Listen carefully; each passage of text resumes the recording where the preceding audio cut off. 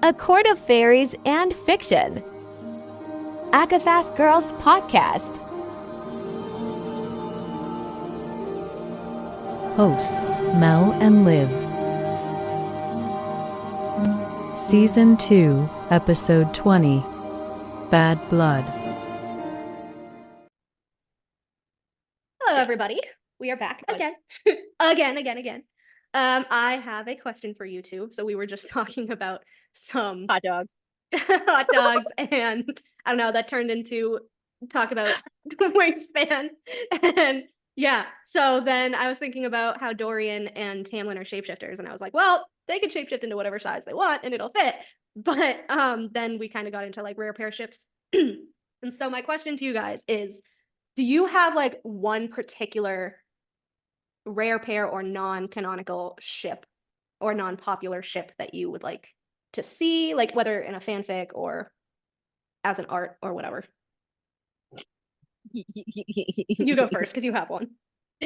You already know my answer. I know. Nesta. Who? Rhys. Nesta. Rhys. Oh, there's a lot of people on Tumblr that, yeah. Really? Rhys, yeah. Oh my god, yeah. Can you guys start sending that to me? Because I've been sending you so much shit on Tumblr and you never log in. You probably have 500 messages, girl. But honestly, I would be so down for a Rhys. I would be so down for Rhys hate sex. Like, I would read that. 100%. But like, right? Sarah's reaction though, like that would not be good. I mean, I am not her biggest fan, so I'm like, I really don't care. Okay, what is yours? Rare pair. I don't know what it is, but I am so down for Elaine and Adis. It like makes me sick when I think about it. I wanted that ship in Hofast so bad. I was putting money on it. I was fighting people on the internet. I'm like, it's gonna happen. What? What's what in Hofast? Dude, okay, so before Hofast, I was like, maybe kind of another Hades and Persephone, even though that's really recent Feyre. But then after, I was like, yeah, no, because now we know that he's like Bryce's ancestor, and Bryce is older than Elaine, so that's kind of weird. No, I'm good. But that reminds me, on Tumblr, there is like, you know how there's like different weeks and stuff? Yeah. There was one where they had Illusion be cats. So Elaine was a cat, Illusion was a cat, and it was so cute. And that makes me think of Adis now because he's a cat. I could just see Elaine just like stroke. They would have some weird. They would do some weird stuff. Fair. I could kind of see Nesta and Adis too. I could see Nesta and Adis. Ooh. I mean, he was very, like, following her around in the library, so he's like, "Who's this hot chick here?" But then wasn't he also following Feyre and Akamath? Because she said like the cat-like presence when they were walking around. Yeah, weird. Yeah. So they were talking about like the blood red mounds or whatever. But I think you guys know most of my rare pairs. Like obviously Eris and Nuon, but I'm trying not to make it that rare. But Emery and Balthazar. But my biggest one, which I don't talk about often, I've mentioned it once on the podcast, but my biggest one is actually like a crossover ship like Olivia's, but more in Hypaxia. Ooh. So I actually love that. Go ahead, Eka. You said that same thing the first time. You're like, I actually love that. I want that.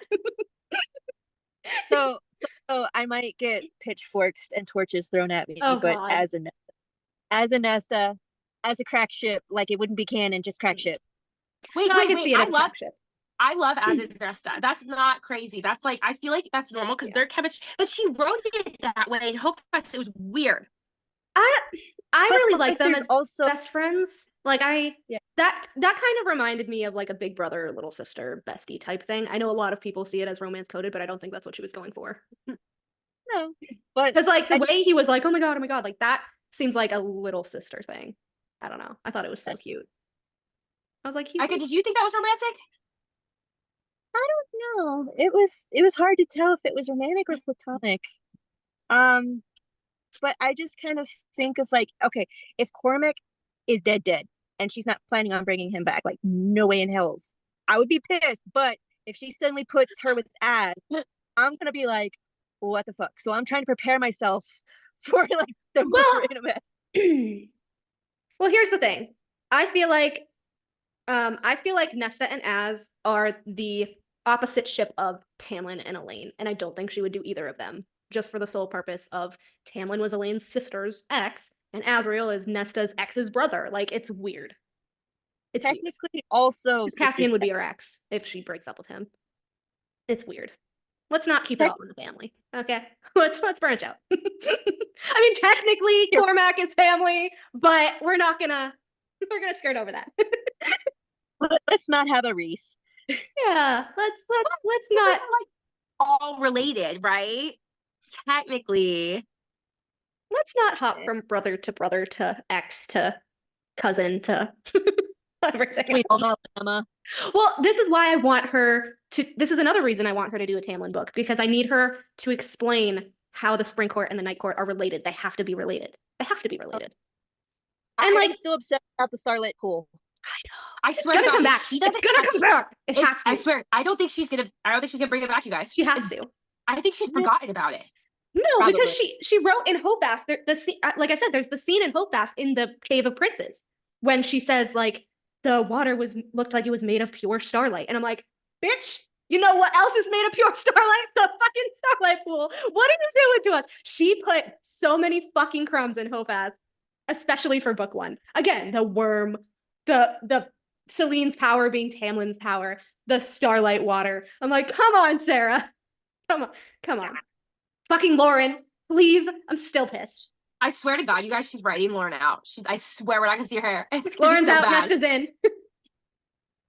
Damn. If we get like a Nesta as, I mean, I'd be so down for it. I still would be down for. I don't even know, you guys. I can't even talk about it. Okay, so you guys probably won't agree with me here, but if I had the choice between knowing who painted the mural and the whole significance of the mural or the significance of the Starlight Pool, I want to hear about the mural. What? I want to know who painted it. Who was there I- from the Night Court if it wasn't Lauren? Who? Say both. I want both. I want Agreed. both, but if I I want- had to pick, I want to know who he was friends with other than Rhys from the fucking Night Court that painted that. Because it's fucking Ramiel, which is again connects him to the starboard. He's And- starboard. Ugh. I want to know. I want to know about the See, mural. I I'm wanna know. Starlight Pool. I want to know about Starlight Pool because Tamlin doesn't even know the backstory. Like, how did he get there? I Although, want to know. so the Starlight Pool is mentioned in Akatar, and then we have the Starlight Water mentioned in Hofast, but the mural is mentioned in Akatar, and then it's also mentioned in Akawar.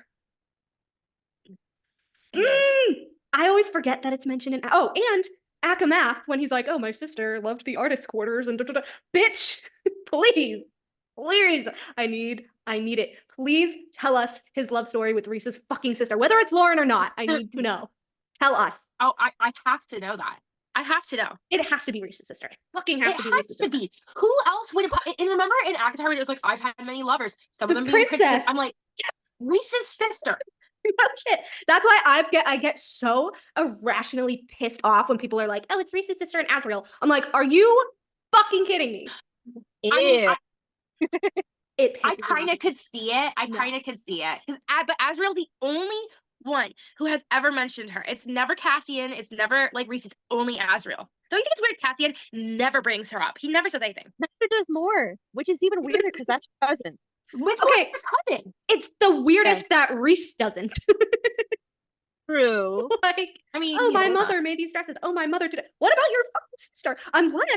Unless, which is a super crack theory, unless we're going with the whole thing of Rhys is kind of working both sides, blah, blah, blah, blah, blah, and he knows she's not dead. That's why he doesn't talk about her. And he spreads the lie about Tamlin because it's easier to cover up his own shit with a lie. Kind of like Eris, mixed truth with lies. Because I think his mother definitely is dead. And like, especially the fact that he's like, oh, I was supposed to meet them halfway and like, I decided to just keep training the warriors. So like, you weren't even there, bro. You weren't even there. And you're saying, oh, Tamlin helped slaughter them. What? How do you know? Who told you that? Because nobody was there except Tamlin. And clearly he didn't tell him anything. He just let Rhys believe whatever the fuck he wanted to believe. And people take that as gospel, which gets me so pissed. And I'm like, he admits he wasn't there. The only thing we get from that is, oh, my father made me bury their heads. Or not even. He says that, or actually, I think he does say that. But he also says that the heads were sent to the nearest village and he heard about it. But then I think later on he says, oh, my father made me bury the heads. So it's like he's making up all these different versions of the story. Which one is true? Or none of them are true, I would bet. You know what's so funny? I keep thinking about that as I'm like slowly reading Crown. I just keep thinking about Crown of Midnight, and it's like Aelin with those heads. I'm like, she has, unless she just like has a thing for heads, and like, what else does she use a lot? It's like Snapping their heads. Yeah. Yeah. Like maybe she just like writes this like the moon on the string stuff. Apparently Dorian says that too. I haven't read that yet. Sorsha says it. Sorsha says it. That's why that leads into the really upset voice note that I sent you this week. I didn't read it. I think I saw like I read your text or something. I was like mad and I like didn't read it. I'm like, I'm not reading this anymore. No, I said I was getting really afraid that it's gonna be that Lucian's gonna be the target. Everyone's like, oh, Eris, oh, Tamlin, oh this, oh that, and I'm like, if it's fucking Lucian, I'll be. Also, wait, we have our mascot on right now. Hi, mascot. Hi, Billy. She's so cute. I don't want to be on camera. Well, come back. We want to see you. Lysandra, get back here. You know, it's funny though, because I feel like, do you know like how everyone talks about their favorite females in the SJM universe? I feel like I never see anyone say Lysandra. I don't think she's anyone's favorite, but she is pretty liked, I would say. Is she? Yeah. I'm still mad at her and Aelin. I don't think I'll ever let it go. Fair. Kind of like Rhys with Under the Mountain. There's no justifying that. I don't know.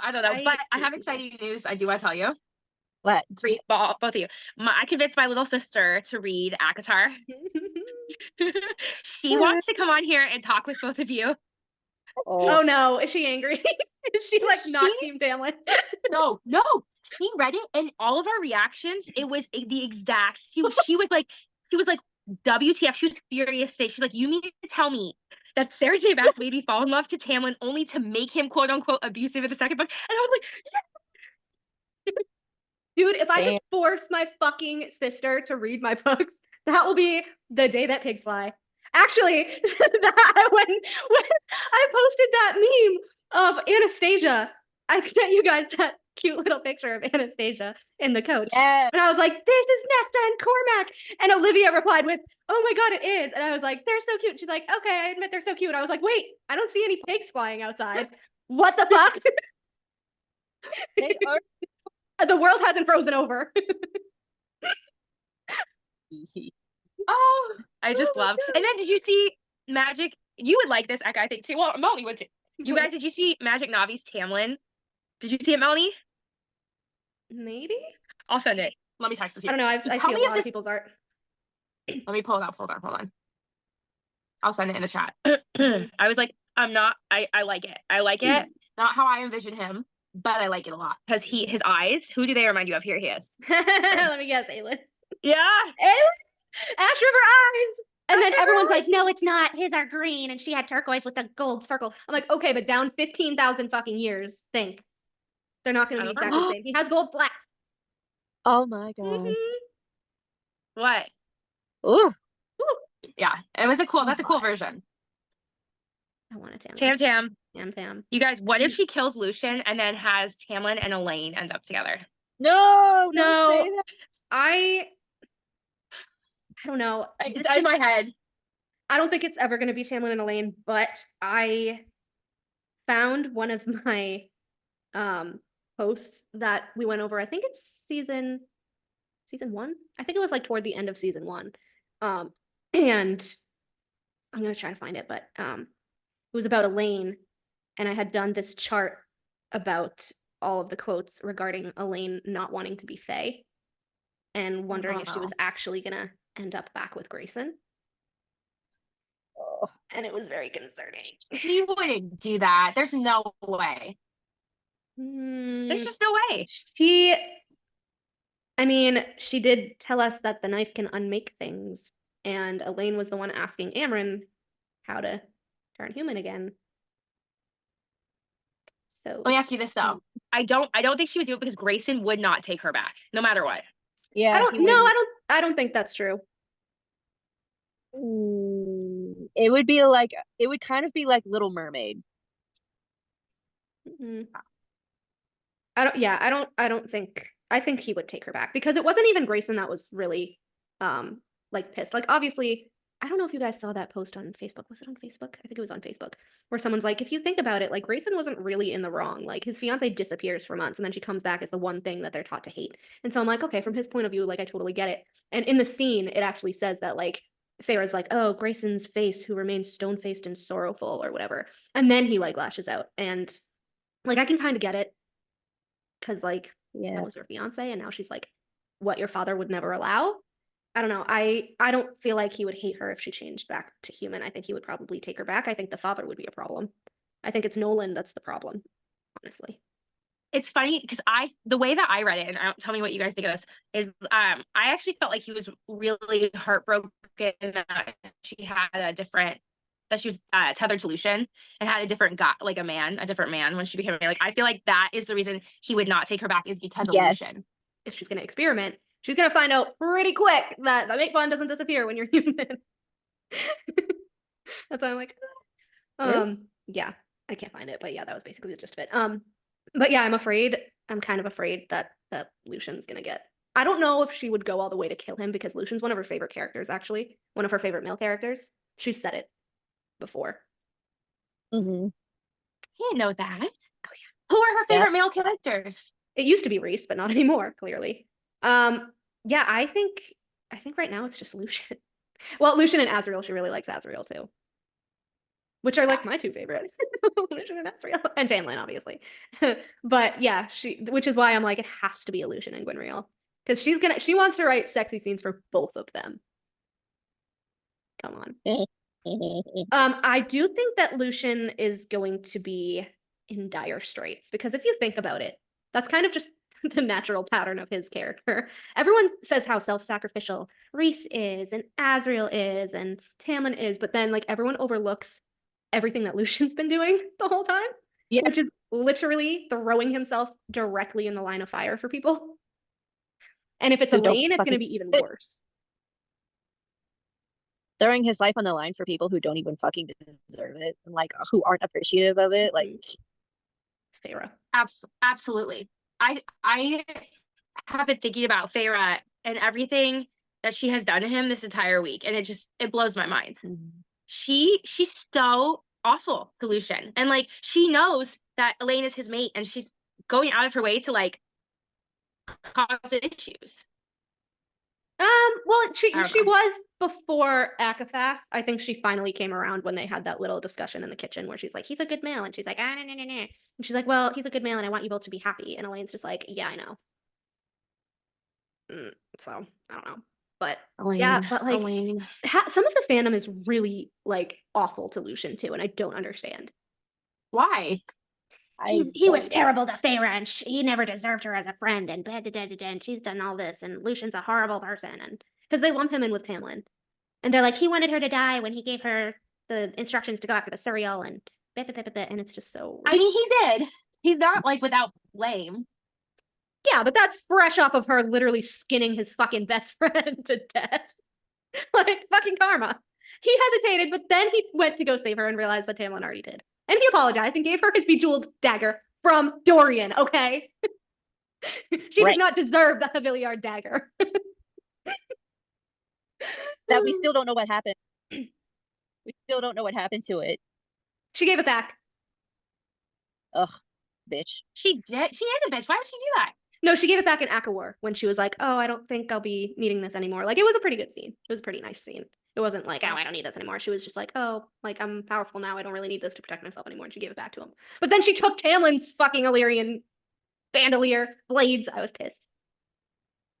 Well, that was like so spiteful. When I read that, I was like, oh, you're going to take his weapons too, Feyre.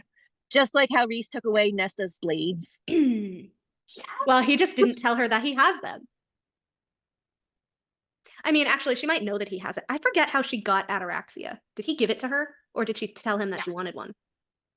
He gave it back to her after the whole fight and everything. Right? Okay. I'm pretty sure. So he was gave- just like, oh, they gave me one. Like, did he just tell her that there was like one? Like, does she not know that there's more? Because that's fucking shady. So I thought, I don't know, I could tell me what you remember. I thought that he had told her about all three of them, but then that she did not know he gave the knife away. Remember? Like, I don't think she had any idea. Well, so it's weird because I don't think she didn't know about any of them at first because she was like pressing Cassian, and Cassian was like fucking not telling her shit. For Rhys, not telling her shit for Rhys, keeping her magic from her. Strike one, or strike two, Cassian. But I fucking hated that. But I love how she was like, what do you mean? What do you mean? And he was like, fuck, fuck, fuck, fuck, fuck. So then she knew, but I don't know if he specified how many. And yeah, and he didn't ask her permission to give Eris the dagger either. One of the daggers either. He just, there was- he's so, There was 4. He's what? he was just so awful towards her. And like, even when he was kissing her ass, like, it didn't last long. I know. I love how everyone was like, oh, they're all getting along at the end of episode. And then Sarah's like, bet. They fucking hate each other again. What happened with the wedding, Sarah? I need to know. Well, did you guys like notice how quickly, like, you know, we were all talking about Hofast for months and months, and then like there is almost no Hofast art. Oh, no there's one talks Hofast about it. hate. People hate it so much. I don't hate it. I honestly, honest to God, I don't think people are really looking at it objectively. Like I said, I think half of the shit that was supposed to be in Hofast, Bloomsbury was like, this book is already too big. Save it for the Twilight of the Gods trilogy because it's explaining basically all the beginning of the lore. And so I think that's what she had to do, basically. And I think maybe Lauren might come into that because I feel like they're going to deep dive into all the bloodlines and who's related to who and all this stuff. And that might be when Rhys's sister, as like the original heir of Dusk, might come up. Maybe. I want to see her. I want each book in the trilogy with like the overarching plot of them going planet to planet to be from that 30,000 whatever years ago, or yeah, 15,000 years ago, whenever the God's planet got destroyed, them moving. But then I want to see it move along through the bloodlines down to present day. And I want the Tamlin and Lauren storyline, if they don't get a novella, because I highly doubt they will, to be included in that. So like I want like book 1 to be, I don't know, yeah. So book 1 would be like the God's planet getting destroyed, them going to Tog, and then book 2 would be like the Tog crossing to Prithian, and then all the Prithian stuff down to present day, and then the Midgard crossing, which we got a glimpse of in Hofast, and how, you know, how Thea and Fionn were, and all of this stuff, like all the stuff that wasn't deep dived into in Hofast, I feel like it's gonna trickle down in Twilight of the Gods. And I might be wrong, she might just focus on like the 15,000 years ago stuff, but I feel like she kind of can't do that, especially because we know that like Amryn is a huge part of that, and Amryn is also there in present day, so you know. And then like I feel like we're gonna see Thea putting Vesperus in the coffin, and we're gonna see kind of how it all led to present day. I want it. That's what I want. What do you think? Possible. If you had to guess, Echo, what do you think based off what Melanie said? I think we're gonna see more of Amryn's lying. And more and Amryn are 2 liars. That's why they don't get along, because they call out each other's bullshit, and it's just Maybe we'll get insight onto what their fight was that ruined Rhys's favorite house. right. That's what I want. I want to find out what they are, because I'm nosy. Fuck. Oh my god. I'm so nosy. I want all of it. I That's want why I want every single detail. What happened, Sarah? Stop leaving shit out. What happened? Right. I'm like, what is the nosy shit that okay, let me Ramiel ask you just this question. painted in spring, and my mother's secrets from Lucian, and Eris knows about the mountains, and Mor and Amryn had a big fight that ruined a house once. But what the fuck, Sarah? Okay, question for both of you. I want to hear, what is the nosiest, most ridiculous little storyline or plot that you want more info on from ACOTAR, or any of it? It could be Tog, it could be like anything. The nosiest little thing. Lucian talking to fathers. Huh? Lucian talking to all the dads. His daddy, Archeron daddy. I want to know. I also want to know. That leads into the Papa A discussion later on, so keep that in mind. I want. Go ahead. Go ahead. I want to know so much shit. I love it. And don't you want to know that Papa A, Lucian, that boat talk, the conversation that they had, or like when Oh, Lucian I rescued had that Nesta written from down to Koshi. discuss because I noticed something. That's a great point, Eka. That was a good one. What's Yes. yours? Mine is so little, nobody would even think about it, but what's yours? Oh, no, I want you go first because I'm still thinking about the nosiest thing I want to know. So, like, I have a million of them, as you know. But I think the do. tiniest, most insignificant one that just kind of sparked in my mind when I read it in Hofast, which is, it's actually a Crescent City one, shocker, not an Akatar one, is I want to know, like, I want to see the story of, like, the proposal of Hunt's existence. like, when they had to go to, like, his angel dad and be like, look, we found a homeless woman willing to, like, take your sperm and our essence and, like, have this child. And I kind of want, like, the very miniature, like, love story between Hunt's biological father and his mother. Because if you remember that line where I think it was Apollyon that said that Rhys was planning on staying with her and raising him, and he was going to go back to her, but the Asteri killed him first. And so I want Rhys and Hunt's mom's story.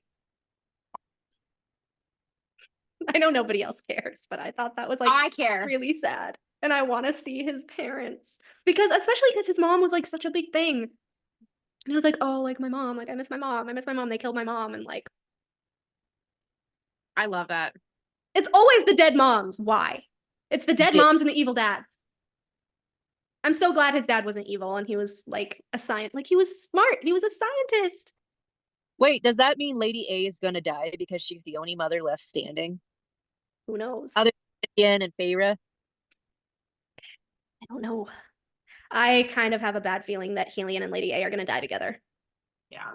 I definitely think they're going to go. I feel like if like we think Baron is going to use his alliance with Koshi to try to kill Helion in revenge, I feel like Lady Autumn would probably, like, something would finally snap with the bond or whatever, and she would, like, throw herself over him. They would die. They're going to be the Nesta and Cassian and Akka war with the bad ending. No. That it's going to be that mirror, except Koshi's going to kill them. There's no Elaine to stop it. Like, there's nobody to stop it. Because her sisters are dead. Just like the other mirror to Nesta or any of them, her two sisters died. Feyre's two sisters survived. So Lady A is a mirror of multiple scenes, and not in a good way. Like, she keeps getting mentioned throughout the series, and I can't help but to think that we're gonna see something with her more in the future. I just don't know what. I was gonna say, if I could do, like, something nosy, I would want to see, like, a little. I have three of them. A little side story of, like, Lady A raising, like, Lucian and Eris in the Autumn Court. I really want to read about that. I have this headcanon that that all of the siblings were paired up, and I have a feeling that Eris was Lucian's keeper because he was the oldest. Yeah. I feel like because Baron had an inkling that Lucian wasn't his, he didn't really let Lucian, like, hang around Lady Autumn that often. So I feel like he made Eris kind of take care of him. And I think that's why when we see Eris and we see Lucian, they, like, dress very similarly and they hold themselves very similarly, because I think Eris taught him, like, if you have your vanity, if you have your appearance, you can fool anybody. And I feel like even on the worst days, like, even when Eris got, like, tortured and all this stuff, I feel like he made a point to show Lucian, like, you pull yourself together, you look the part, and you just hold it back. And, like, I feel like that's what Lucian does, because I think he learned it from Eris. And that's why he's like, Eris is a snake, because I think he knows Eris's tactics. You know? Oh gosh. Oh, that's another thing that I want. That bothers me to this day. Just really quick off of that point that you made. I want to know why, which I've mentioned before, but I want to know why Lucian thinks Eris had a hand in Jasminda's death. Yeah. Why? Was it a Daemati, or did Baron just trick him with another brother? I need to know how he believes that Eris was there when he was being tortured in the dungeon. It could just be like a Sarah J. Maas retcon where she was like, oh no, I have to make Eris likable, so probably. But she could make a story out of it. True, she could. because Eka brought up last time that Branna was like, oh, they have fire in their veins. So she was like, she fucked Baron. Baron asked Branna to mind fuck Lucian to make him believe that Eris was a part of it, to drive a wedge between them. Eka! To drive the wedge between them. Because he knew that they were the closest brothers. He did not want that, which mirrors Rhys's father not wanting him to be friends with Tamlin, not wanting him to be with Oh my Cassian and gosh. Azriel during the war. Mhm. I can't get over that. The details that you two pick up blows my like I feel like I can't even talk anymore because now I just want to sit and think about that for like 2 hours. Which is hilarious because in Akawar, what happens? They're sitting in the Spring Court with Branna and Dagden, and Dagden automatically goes for Lucian's mind, and Farah has to block it. And Farah knows he doesn't have strong mental shields because she's been in his head accidentally. Unless he's letting her in his head, which we could also guess. But considering that, you know, Branna and Dagden were like spearing right for Lucian's head, like more than twice, I think. We have to think that maybe he's so distracted that, or they've done it before, they know his mental shields. They know how to get around them because of the last time. It has to be. Baron would want them to get along. No. I want a side story of Tamlin getting Eris's, like in my mind, it's like a telegraph. I don't know, like a little note. I want to know. I don't think Tamlin knows that it was Eris because he said he sent it anonymously. Oh. I want Tamlin to realize it was Eris and to be like, wait, but Lucian told me that like he was a part of like hunting him and everything, but he wasn't. Tamlin should have been able to figure that out. That's another Tamlin thing. I honestly think Tamlin does figure it out, don't you guys? I think he knows. This is why I'm annoyed. I'm annoyed that we don't have a lot of Tamlin and Eris scenes because I would have liked them to have been like secret confidants for like Tamlin to be like updating him on Lucian, even though Lucian would get pissed. But I don't know. That's why like the scene in Akasif pissed me off when he was like, "Oh, it looks like a beast roams these lands," and and like, Eris, you saved your brother. What the fuck? I don't feel like he said it like that though. That's not how I read it. He was like, I feel like he said it in a very like objective, unemotional way. I don't know. He was with Nesta and Cassian. I feel like he could have just put on an act. But then like when Tamlin showed up, he got kind of terrified because Nesta was like, oh, Eris realized that Tamlin caught him meeting with us here. And if he tells Baron, as if Tamlin would tell Baron. But, you know, I don't like that whole scene. But anyway, what were your other two? We went off on a tangent. Oh, you guys, what was it? So you know that I'm a Autumn King simp. I can't get over him. No, I knew it. I knew one was gonna be Einar. I need an Einar and Ember like prequel. Knew it. And I feel like SJM writes her older couples like a certain way. Like Einar was like 500 and Ember was 18, and then like Rhys's dad was 900 and her mom was 18 and Rhys's 500 and Farah's 19. I'm like, bitch, what the fuck? yeah, really. Yeah. That's why I'm like, thank God Nesta's 25. Like 25's fine. Gwen is 28. People always forget that Gwen is older than Nesta. They treat her like she's like 15. She can't be with us because she's too, yeah. And I'm like, she's not a baby. She's older than Nesta. She's 28. Right. Like, she's a full-grown adult.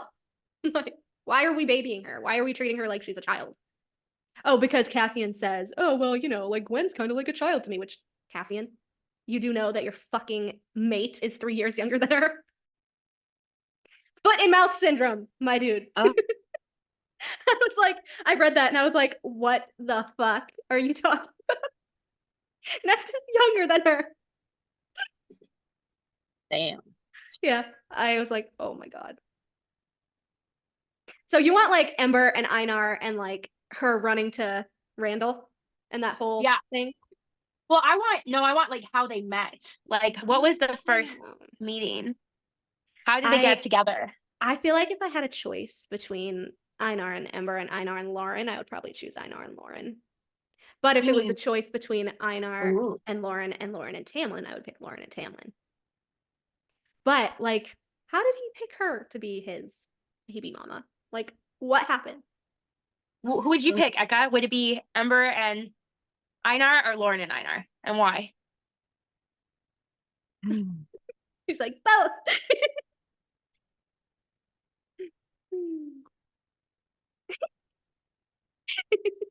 One novella. I feel like Lauren and Einar got really, really drunk. Because like Lauren would be like, "You remind me of Eris. You're hot. Hey, let's party." And then, shit, I'm pregnant. We're stuck together forever. I wish that was the case. Like, Lauren deserved to have some fun in Crescent City. But honestly, she was just like, yeah, he chose me and I just did my duty. And then he stuck me in this house. What the fuck, Einar? What the fuck? I still feel like Lauren demodied everybody and she's kind of a mastermind. And I love that. Hiding her wings. What would she have done, though? What would she have done if Rune had wings? I know that he wouldn't have because she's only half an Einar, isn't any, but if she was full Illyrian, like, the fuck would she have done? Just glamored him too? Probably. Yeah, I don't know. Go ahead. I just want to know why he picked her out of probably like a lineup. Oh, because Avalon magic is strong, but then he was fucking pissed that he only had Avalon magic. He was pissed that he only had his mom's magic. He had nothing. He didn't have any fire. He had barely any starlight. He was pissed. So does Einar know that Lauren is Starborn? Because I know, well, nope. Well, no, but Really? He's like, oh, Helena was my bloodline. Because remember, he supposedly got it from Einar's bloodline. Einar believes he got it from his bloodline. Yeah, but I don't know. It's weird. I don't know what he knew. I'm mad that we will never know what he knew. Thank you. I'm just mad that we'll never know what he knew. That's what I'm mad. Why the fuck was Ember special? Why the fuck did you choose Lauren? Tell us what was so special about them. And I will say it until my last fucking breath. Ember fucking Quinlan is not human. I don't care what anybody says. She is not fully human. Period. I don't care. She's of Helian's bloodline. That's it. You will hear no discussion. She is Helian's bastard sister because his mama slept around because just like him. I said it before when Cassian was like, oh, your mom. And he's like, good one. Like, his mom had a bastard half-human daughter. And when all of the children were being shuttled to Crescent City, she just tossed her daughter in there. Who knows? Maybe she went too. It just reminded me of a South Park episode. Kick the baby. Kick the baby. Love it. Wait, I totally forgot about that. Oh my God. Is Helian's mother alive? No. I don't. Why? Oh, because Cassian's like, he was like, oh, what are you doing? He's like, your mom. He's like, good one. If we're assuming that he's only Lady A's age, which is like 500-ish, which is like the same as Rhys and everyone, she could be alive. Because we got, oh, Baron's the oldest High Lord. He's a cranky old bastard. But they never said that he was like the oldest in all of Prythian. Because Maja is ancient too. Can you imagine if Maja was Helian's mom? Baron and Brana are the same age. No, because the twins say that they're thousands of years old. Baron's only like 1100. Oh my gosh. He was in his 500s when he married Lady A 500 years ago. He still diddled with Brana. I know. I'm like, you like fucked a Valg just like Farah. I'm telling you, thinking about that. Porn. She's kinky. It's just we don't read about it, but she likes math and she likes monsters. That's her thing. Yeah. Oh yeah. And apparently she likes the idea of threesomes. So. Oh my God. Oh yeah. That was another thing. Farah. Well, Rhys, Farah. But that was another thing on Facebook because someone was like, oh, Farah or Rhys would never share his woman or whatever. And then everyone's like, he literally said twice. He literally offered twice to have a threesome. Yeah, like I need to read the goddamn book. Because he offered for her to come in the Birkin with them. And then in Akawar, he's like, well, if you want Helion to come in here, okay. But as Olivia says, I was a little proud of her for being like, my ex is next door. I'm not fucking you right now. It's weird. I love that. I love that for Farah. I was like, yeah. I was so happy for Farrah. 2 I'm seconds like, of clarity. yes. What's your third one? You had a third one. I want like a side story of like a knight in Jurian's life as an eyeball ring. You Eka, know, for everyone who listens, Eka You has know an what he eyeball saw ring. nightly. I want it from his POV. Yeah, that's it. Look at you guys. He was So literally cool. just touching on Rhys's dick. The whole time. Just balls in his face. The whole time. That's what he's like, I've had enough of you. Look at that eyeball. I still need the story. I need it written out for me. Durian, God damn I'm trying it. to think. I'm trying to think. I would kind of want maybe not a whole novella, but maybe like a little tiny chapter or something of like the Archerons when they were kids, or like Blair Better. I was Yeah. actually really mad I'm still mad that wasn't a part of Silver Flames, like a part of Nesta's thing, being like, oh, my friend in the human lands, like her whole fucking family got burned to a crisp and her body was taken. Like But I thought nobody told her that it was Feyre's. But I thought it was specifically Elaine's friend. No, Nesta's friend. Oh, when she finds out, I hope she. She's never gonna find out. She's never gonna find out. That's why I'm mad.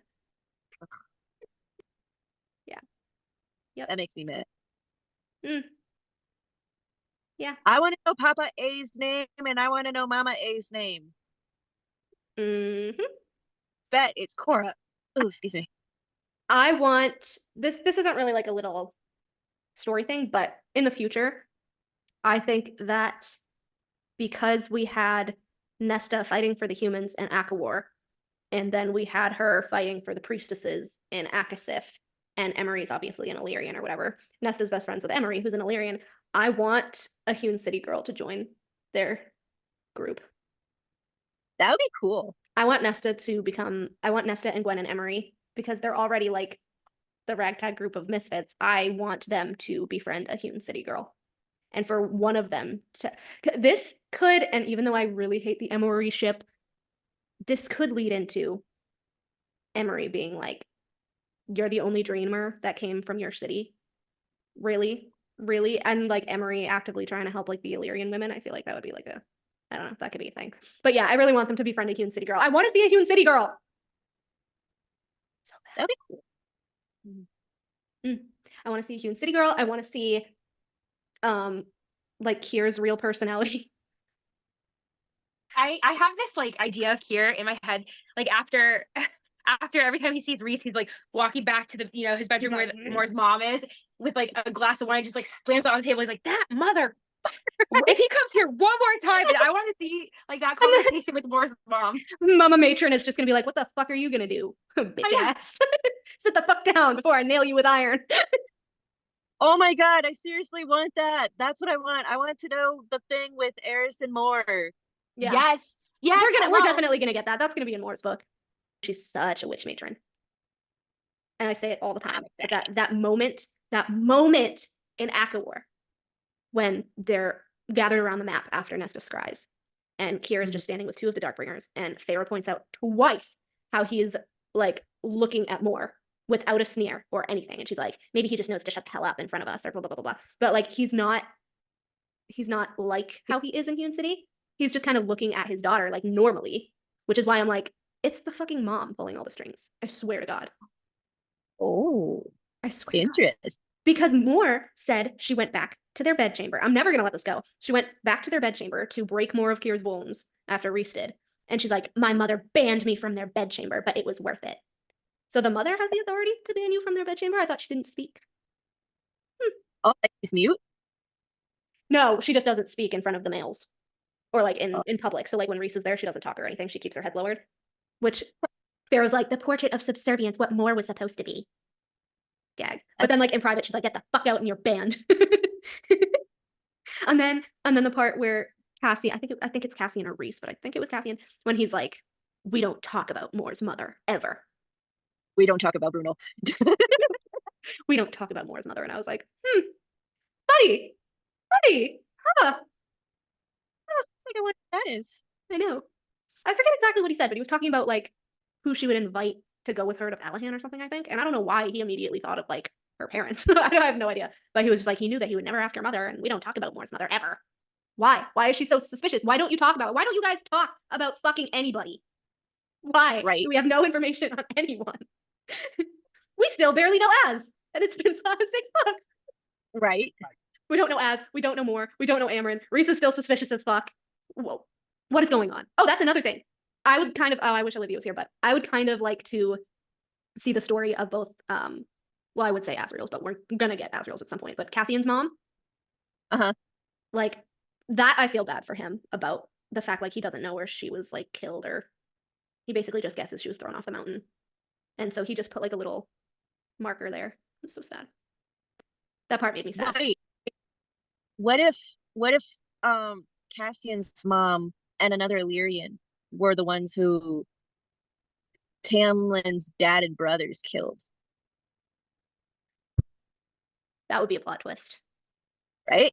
And Lauren and their mom got out and like sent to CC. I mean, the Illyrians don't really like Rhys. What if they helped Tamlin's dad? I never even thought of that. Yeah, that's true. I mean, they really put up a fight, and like you would imagine that like they would call Rhys. I know what they did. I bet you they gave Tamlin's dad, or Tamlin's dad basically thought he was killing the mom and sister, but I bet they gave Tamlin 2 females that they suspected were witches. Oh, I bet. Oh, that plot thickens. Because Devlon. See, Devlon is the picture portrait of morally gray. Because yes, he hates Rhys, and yes, he's a total dick to the females. But he did take in baby Cassian and kept him alive from the age of 3 to 7. And then he saw that he wanted to bully him, which is actually kind of cute. Like, and then he's like, okay, get out of my house. Go fend for yourself. You're 7 now. Like, what the fuck? Right. Like, it's kind of funny that Devlon doesn't have kids. I mean, he might have kids. I don't know. Who knows? But I feel like Cassian was his foster kid. And he's like, I've tried this for 4 years. I am never having children. Get the fuck out. Goodbye. I'm done. You're good enough. Go fend for yourself, child. But I also think that's why Devlon is the one that begrudgingly, but it might be an act. I think that's why Devlon's the only one that gives Cassian the most respect. Because that's like his foster kid. Yeah. Well, for 4 years until he kicked him out into the freezing cold. But morally gray. He's like, okay. He's like, oh, good, you survived. Is it good though? But yeah, like, because who else would have taken Cassian in after they ripped him from his mother's arms at 3 years old? Like, there's no way a 3-year-old would be able to fend for itself. And like, what's the point of ripping him away from his mother if you're just going to give him to another female? Like, that doesn't make sense. I feel like Sarah forgets these things, and because she's on a budget, and then like her editor doesn't always catch the things. Yeah, the details, man, they bug me so much. They bug me so, oh yeah, Rhys, I found Rhys when I was 7 in the camp, and I'm like, okay, but you said you were ripped away from your mom when you were 3. So where'd the last 4 years of your life go? I'm like, had to be Devlon, the camp lord. Because I'm like, had to be Devlon. He's just like, oh, Girl Scouts. Can you imagine if instead of what happened to Cassian, Asriel's dad took him and just put him in the same cell with Az? Oh. Imagine if they had been friends from the start. Aww. Oh, also, I would kind of want a flashback of Rhys and Cassian, like, kicking his brother's fucking asses and breaking their legs. For burning him. Yeah. I love that. I love that so much. He's like, yeah, we went and broke their legs. And I looked in their mind. And Rhys says, which is also super suspicious about fucking Asriel, he's like, yeah, when we went and broke their legs, I went into all of their minds to see what they knew about Asriel's powers, and they didn't know anything. Because Rhys wanted to know, like, where do you get the shadow singing from? Where does it come from? Like, he was curious. He's like, I went into their minds to see if they knew anything about Asriel's magic, and they didn't know anything. But he didn't do that to Tamlin. You'll do it to your best friend, but you won't do it to your enemy. Okay. No, it was Asriel's brothers. He didn't like them. But weird. But also, he went into Tamlin's brothers' minds to kill them, or at least to torture them. He held their minds while he tortured them, which very Amarantha move, Rhys. I get that they were evil, but That's very Valky of you. Very. I held their minds while I shredded their bodies. Okay. Sounds fun. So like a discovery of witches, instead of him having bloodlust, he would have not bloodlust, blood rage. Instead of blood rage, he would have like Valg rage. And I'm just like, ooh. Okay, I have a question for you, by the way. What? Do you think, well, I'm trying to figure out how to word this. Koshi and Azriel, and obviously Cormac, but Koshi and Azriel in ACOTAR have the same shadows. And I was of the opinion that Azriel's line, Starborn line, whatever, because again, there's like a million generations down from Thea. I was of the impression that his Shadow Singer powers came from Koshi. Okay, hold on, because I'm like, that's why Koshi wants to talk to him. Like, Koshi's his big daddy ancestor. He has the same shadows. But Koshi's shadows, because he's 15,000 years old, are quicker than Azriel's, which we saw because Azriel was terrified. Koshi's shadows are faster. Or Koshi is his dad. No, he's stuck in the lake. His dad's an Illyrian camp lord. Oh. That would have been cool though. But then also Azriel would kind of know his dad, right? Maybe. But hear me out. So like Koshi is a death god, right? He can appear as anybody, technically. And Azriel, his name is from like, Bible or whatever, like the angel of death. I know. Death god. That's why I was like, his fucking shadows are the same as Koshi. Why does Koshi want to talk to only him? What has he been preparing for months to talk to Azriel? Why? That's his daddy. Why? That's his daddy. He turned. I still can't see dad. I see great whatever grandfather. But also, I don't know. Well, it's weird because his father and his brothers had no idea where his shadow singing powers came from. Because his they're dad not related. But they had to be related because, well, this is what circles back to, is Azriel a lab baby like Hunt? Because the story is that his dad raped his mom and had Azriel. But again, his dad already had a wife and 2 sons. So why? Koshi is his dad. Koshi's essence. It's his essence. That's what it is. It's like the fucking Princess of Hell. It's Koshi's essence with the dad's sperm inseminated into the mom. Yeah.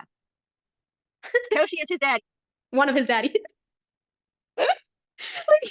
I'm just like, what the fuck? I have 3 dads. Az has 2. I am so holy shit. Olivia. I know. He has to be. Koshi is his daddy. Wait. That's why he has a similar scent to Hunt. Hold the fuck up. I just put something together. They both smell like mist. Hunt is mist and cedar. Fuck. And Azriel is night chilled mist and something else. Wait. If mist has to be like the essence of like a god or something. Oh, fucking hell. Night chill. Okay, Azriel is night chilled mist and cedar. That was Azriel, and Hunt is, hold on.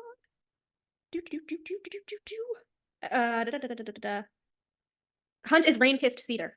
They both smell like cedar, but then Tamlin also smells like cedar. I thought it was mist. I thought it was mist. So Hunt smells like rain kissed cedar. Azriel smells like night chilled mist and cedar, and Tamlin smells like lilac and cedar and rain and grass. Yeah, like petrichor, like the smell after it rains on the grass. Yeah, that's what the fuck? They all smell the same. How many lab babies are there? Is Tamlin also a lab baby? Is this why the father took Tamlin to see Amarantha and Hybern? Was Tamlin one of their experiments? I don't want to say it, but like, is that why he's a raw shapeshifter? Because they had DNA from the Tog world. That could be. I'm scared. And that's why Azriel and Tamlin have been kind of not super compared, but I feel like she's drawing a soft comparison between the two. And I never understood why. And then I was like, oh, they're both Starborn, but like, what if they're both fucking Hybern, Koshi, fucking lab babies? But here's the thing, who had shadows in Tog? Did someone have shadows in Tog? Was it Dorian? Well, he had phantom hands. Who had dark shadows in Tog? Wait, Kaltane! He had shadow fire. Fire, yeah. But that's why, what if he only got the shadows, and that's why that's why the brothers tried to burn him, thinking that if they burned him, he would have shadow fire. Maybe. Why would they, we wonder, what would happen if we mix fire with his shadow powers? What? Maybe they thought he was a witch, and so they tried to burn him. But that just sounds like they knew that if that just sounds like they knew that he was part Valg and could have shadow fire if they mix the shadows with fire. But maybe it only works the other way around because Kaltain had fire and then they infected her with shadows. So he had Right. shadows and they were trying to infect him with fire, and it didn't work. And Or they- Valgs are afraid of fire. They do burn. That's He true. did burn in Scar. Do you think Koshi could be one of the princes of hell? Maybe I don't. If they're good guys, though. No, he's not a prince of hell. I do think he's a Valg king. Yeah, I thought he was Orcus or Mantix. Maybe Mantix. Well, he could be Orcus because he could be collecting all those females and checking to see if they're Maeve. Because Maeve could change her form. That's true. Oh, maybe that's why he went after Azzy's mom. Because she looks like Valg. She All the looks like all the Illyrians are though because they were made by Vesperus. So all the Illyrians are Valg by right. So Az is just extra Valg. I'm so confused. Me? Oh my god. Azrael and Tamlin are lab babies. and Hunt. But like here, see, this is why I'm not sure if Az and Nesta are gonna get together because like I don't think they are. I don't think they are romantically. I do think he's going to be a part of Dusk, definitely with her, like her right hand, but I don't think they're going to be romantic. but he's a lot like Hunt. Bryce is obviously Nesta in the CC world. Yeah. And like But I don't see, think, I see them more like Bryce and Rune. Because Az isn't as powerful. that we know of. I mean, he could kind of charge up Bryce with his shadows, but that's the whole prism thing. It could be shadows or light. Because Hunt was lightning and Azrael was shadows. They're kind of two sides of the coin. But Rune also had both too. So I just thought of something. That reminds me, when you said light, it made me think of Lucian. yeah, I know. So when in Akavor, when Feyre turns into like this really weird light bulb to When she's fucking Rhys. AKA like her Starborn light, yeah. no, like when she's messing around with Ianthe, who's trying to look awesome Oh, and the she looks sunlight like thing, a light bulb. Mm-hmm. And like, it's on the summer solstice And Lucian's her knight. and like Lucian is the heir of day. Like He was her knight, like Cormac was for Bryce. and Oh, then your she star only glows for your knights. But this is the difference because Bryce never like touched Cormac, but Feyre like puts her hand on his head or whatever, and it like goes over his form too. It ripples over his form too. yeah. Mm-hmm. And she's like, he glowed, and I was like, you're both glowing. I hate that Feyre is Starborn so much. Like you have no idea. I also suspect that was his own magic that he was offering Hmm. for look even Yeah. more awesome. Yeah. Oh, definitely. Hello, Slybox. She was like, oh, and it like rippled from his pores. Like, Feyre, you are so naive. Feyre, that isn't yours. That's his. Thank you. And also, I feel like he, you know how Rhys is like, oh, if you don't burn off some magic, it can kind of drive you crazy. Lucian doesn't really use his magic that often. So I feel like that was the perfect opportunity for him to burn off his extra magic under the guise of it being Feyre's. Right. Mm-hmm. How I want to see how else he burns off his magic. I mean, now that he's made it to Elaine, we knew before how he burned off his magic, but now not so much. I still like to believe, and this is just my little headcanon, but I like to believe that Elaine has like sex dreams of them, and it's actually just an astral projection, like it's actually real, and she just doesn't notice.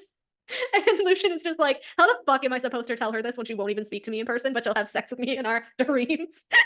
Like, I feel like it's the like mind bridge, like with Lydia and Rune. Yeah. I feel like that's what they have, and Elaine doesn't know it because like she has the mind powers, like Rune did, sort of. I feel like that's what's going on, and Elaine just doesn't know that it's like a projection and not a dream. And like she can't control it. Yeah, like when she falls asleep, smelling his scent on his jacket. Yeah. I love that. I need that so much. I need it so much. I'm trying to think of if there's any more proof that like I actually hate to say this, but this popped into my head. Oh. I know. Amir, the mirror with Tamlin and Azrael. What does Vesperus say to Azrael? But I am your master, kneel before me, right? Because she created the Illyrians. What if Amarantha created Tamlin? With his father. What if Vesperus is Amarantha's mother? She could be, because she did have black hair at one point, and then she changed it to red. Because like when I read it, it was like a rose gold, so like kind of like a honey red. Yeah. Or maybe not even sister. Maybe they're just, or mother. Maybe they're just, I don't know. I was gonna say maybe she's Clithia, but Clithia's dead. We know that Clithia's dead. It would have been Yeah. so perfect if that was Clithia. You know I who think I'm also very suspicious about, which I don't like Miriam at all, because I think she's a bitch, even though Jerian's kind of sus too. The fucking, I know she's dead, but the Queen of the Blacklands, like, what was that all about? Because I feel like the Queen of the Blacklands was Hybern's sister and the twins' mother. I think it was Manon. I think that was a crossover. I don't think Manon would have been that mean. She wanted slaves. The Queen of the Blackland had slaves. And she like gifted Miriam to Dracon, and then she got really pissed that Dracon didn't want to marry her. So then she like tried to slaughter Miriam, and they got away, and then she went after them, and that's the whole Nefel philosophy war thing. Oh yeah, that's true. I forgot Yeah. about that. Yeah. She was like an awful person. So I'm like, this had to be Branna and Dagdan's mother. Because niece and nephew, who the fuck is your sister, Hybern? Is it Vesperus? Could have been Vesperus. Oh. Could have been Vesperus, but I feel like it was Queen of the Blacklands. Because if Hybern was a king, you would think his sister would be a queen. They would take over 2 territories. But what made them part of the Blacklands? Like, I think that was don't quote me. I think the Blacklands used to be the human part of the continent. Because then she was dead. And like then they decided not to have slaves, and then there was the whole Hybern War. But see, I'm like curious about it, but I really hate Miriam, and Dracon is kind of suspicious, but like I kind of need to know like how the fuck did Dracon locate the harp to bring Miriam back from the dead? true. Because did he return it to the prison? I'm confused. It would kind of make sense, but at the same time it doesn't, because if Dracon was one of the archangel creations of the Asteri, I mean, technically he could have star power, but I don't really see him getting into the prison because he wouldn't have had the blood to do so. So like, Mhm. I can never tell if this stuff from Sarah is purposeful or if she just forgets her details. Probably both. Oh, Dracon brought Miriam back with a trove item. Okay, well, it can only be the harp because we saw Nesta use it on Feyre. So how the fuck did the harp get from Dracon's hands to the inside of the wall in the prison? Because then, in Akasif, it's been there since Thea. So like, unless there's a 5th trove item that we don't know about. Unless he had the horn. But that had been in Crescent City the whole time. Yeah. So I'm like, and the mask only brings back like bones and stuff. They just make people zombies. And then the crown just mind controls people. So it had to be the harp. Yeah. Sarah, what are you doing? I just did not like any of that Miriam and Dracon storyline. Like, I know she was trying to give Jurian a backstory and shit, but like, why? It was boring. It was never brought up again. And they have the cauldron. Why are we trusting these fucking randos with the cauldron? Just because they're Rhys's friends? I don't trust them. And then people are like, Jurian treated women horribly and he hates women. And like, since the fuck when? I showed you that comment that I saw on Facebook earlier. Like, he never once treated a woman badly. Yes, he did have that rape joke, which was awful. But if you think in his perspective, he's a human standing in front of Hybern, who could literally slaughter him at any second, trying to convince him that he's just as awful so that he can be a double agent to help his people and the humans and everything. So he had to say something despicable to make Hybern believe, oh, yeah, he's one of us. You know? Right. Because every time he said shit like that, it was in front of the king. Or Branna and Dagdan. You know? True. I don't know. But then also, which I should have wrote in my response, which I just thought of, I love how they hate on Jurian for saying that shit, but they'll always forget how Rhys was like to Lucian, how he's like, your mother will be disappointed that, you know, you took a human and a lowly human or whatever. Like, he said that shit to Lucian in Ektar, and his was a ruse, so you can forgive Rhys but not Jurian. It's the same thing. Same thing. Yeah. And then he goes into Feyre's mind and he's like, Tamlin, do you want to know where she wants your teeth? Like, same thing as Tamlin in the meeting, but they'll forgive Rhys. It's so annoying. It's obnoxious. It is obnoxious. It is so obnoxious. Oh my god. Oh, I need her. Okay, this goes off of the Koshi thing, but I wanted to get her opinion on this. I'm getting so annoyed. She said 10 more minutes. If not, I'll have to call it for the night. Damn it. But basically it was like, I thought of something and first of all, we don't really know who Koshi is, obviously. From mythology, Mhm. we can kind of guess the storyline. Right. But I don't know if it's the fandom's assumption or Jurian's assumption or whoever's assumption that Koshi is at all interested in the human lands. I don't know where they got that. I feel like they are just assuming because that's what Hybern wanted and that's what Montesir and Rask and all of them want without signing the treaty. But we don't really know like what Koshi actually wants. And I feel like Sarah's gonna surprise us with that because we're all like, oh, it's gonna be another war to protect the humans. But like, no, I think he wants the Fae. Like I think he wants freedom, obviously. Everything he does is to free himself per Vasa. But like, Mhm. what does he want to do once he's freed? That is the question. And I don't think he would immediately go after the humans because what's the point? Okay, you kill all the He humans, would what? Right? he would just overpower them. Yeah, like that doesn't really make sense. And plus, I feel like he would want the most revenge on whoever trapped him in the lake, which was my next question. Who do you actually think trapped him in the lake? Do you think it was Thea or Celine or Amarin? I don't think it was Amarin. Because the bone carver, remember, says that oh, it was his female warrior, and if he had known her before he chose to go into the prison, she would have been his salvation or something like that. And then I don't know. But it was like a female warrior, like a Fey warrior. Was it a Tan Valkyrie? was it Tanwin? No, 15,000 years ago. We don't really know. We don't know anyone who's 15,000 years old except Amarin and Koshi. Amarin and Koshi, which is why Amarin's so sus. I don't think she lost her power. I think people are assuming, just like they did with Nesta, and now that Sarah's proven that people can assume and be wrong, and the fact that Amarin still had a flicker of silver whatever in her eyes the last time Feyre visited her apartment, I don't think she lost her fucking power. I think she's playing it. I do think that it turned her a little more Fey, so like, yeah, she does have to pee and everything, which is annoying, but I think she lost her true immortality, but I don't think she lost her power that came with it. Mm. And so I'm wondering if I don't know. Because there's kind of this theme in shows and movies of like, yeah, you can see someone as a monster, but there's always a more monstrous monster. So is this going to be like a, okay, Amryn was trapped in the prison for being a monster, but before that, Amryn trapped an even bigger monster, which was Koshi in the lake? Because we don't really know the scope of her powers other than what she did in Act of War, which is exactly what Maeve does in Kingdom of Ash, which we said was weird. Right. Um, but like, you would kind of have to imagine that Amryn knows Koshi because she knew the Daglin. He has to be a Right. Daglin. I mean, he's definitely a Daglin.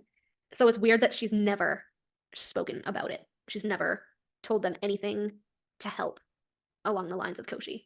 And it's fucking weird, man. It's so weird. What if she's a spy? Yeah, that's so possible. She spent how long in the prison? I forget how long, but like, yeah, like 10,000 years. 15,000 years. Yeah, minus 500. minus about a couple thousand because Rhys said that she knew his family line for a very long time before he made her his second. So about 1,000 years, which is about the time Baron became High Lord, maybe. But yeah, like it's weird. She comes out of the prison and she befriends out of everybody Rhys's family. Yeah, Lies about how she got out of the prison. Keeps that lie until fucking Akawar when Elaine straight up asks her. She's like, yeah, I lied. What the fuck? Rhys was like, what the fuck? You've been telling me this for my whole life, and now you're like, yeah, I lied. So if she can make different bodies, and she was in the prison with the bone carver, why did she not want to see the bone carver? Like, why did she not? She was pissed. What secrets could they have told about her? They'll remember that they how have to kill her? They'll remember Maybe how how to they kill haven't got me. Like definitely that was definitely best person Lanthus, as we've said before, but like, what the fuck? I don't know. Because she lied about the timeline and she never said anything about the Daglin until Bryce came. She was like, yeah, Rhys, they're the Daglin. And now she's radio silent about Koshi. Like, whose side are you on? Her own side. Like, what is her end game here? Like, I don't understand. I feel like she might want to become like the new Hybern because she was the one that's like, Rhys, use the girls to be High King. And like, if she's his second and then she fucking kills him, she would be queen of Prythian. Mm-hmm. Well, if she kills Thera and Nyx too, but then again, they eat children. Poor Nyx. Poor Nyx. She lays one filthy hand on that baby, and I will riot. I may not like his parents, but I like the baby. I like the baby. Because it's going to be Tamlin's little godson.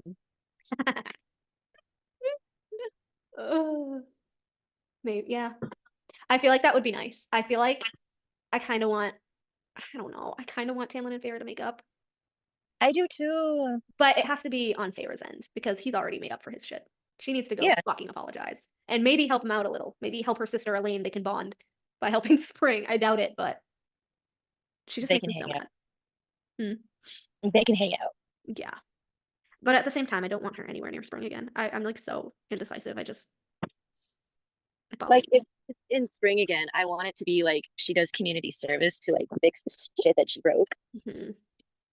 and like help the families that she broke. Yeah. But also like Tamlin would never trust her to come back, No. you know? It's just like so weird. I don't know.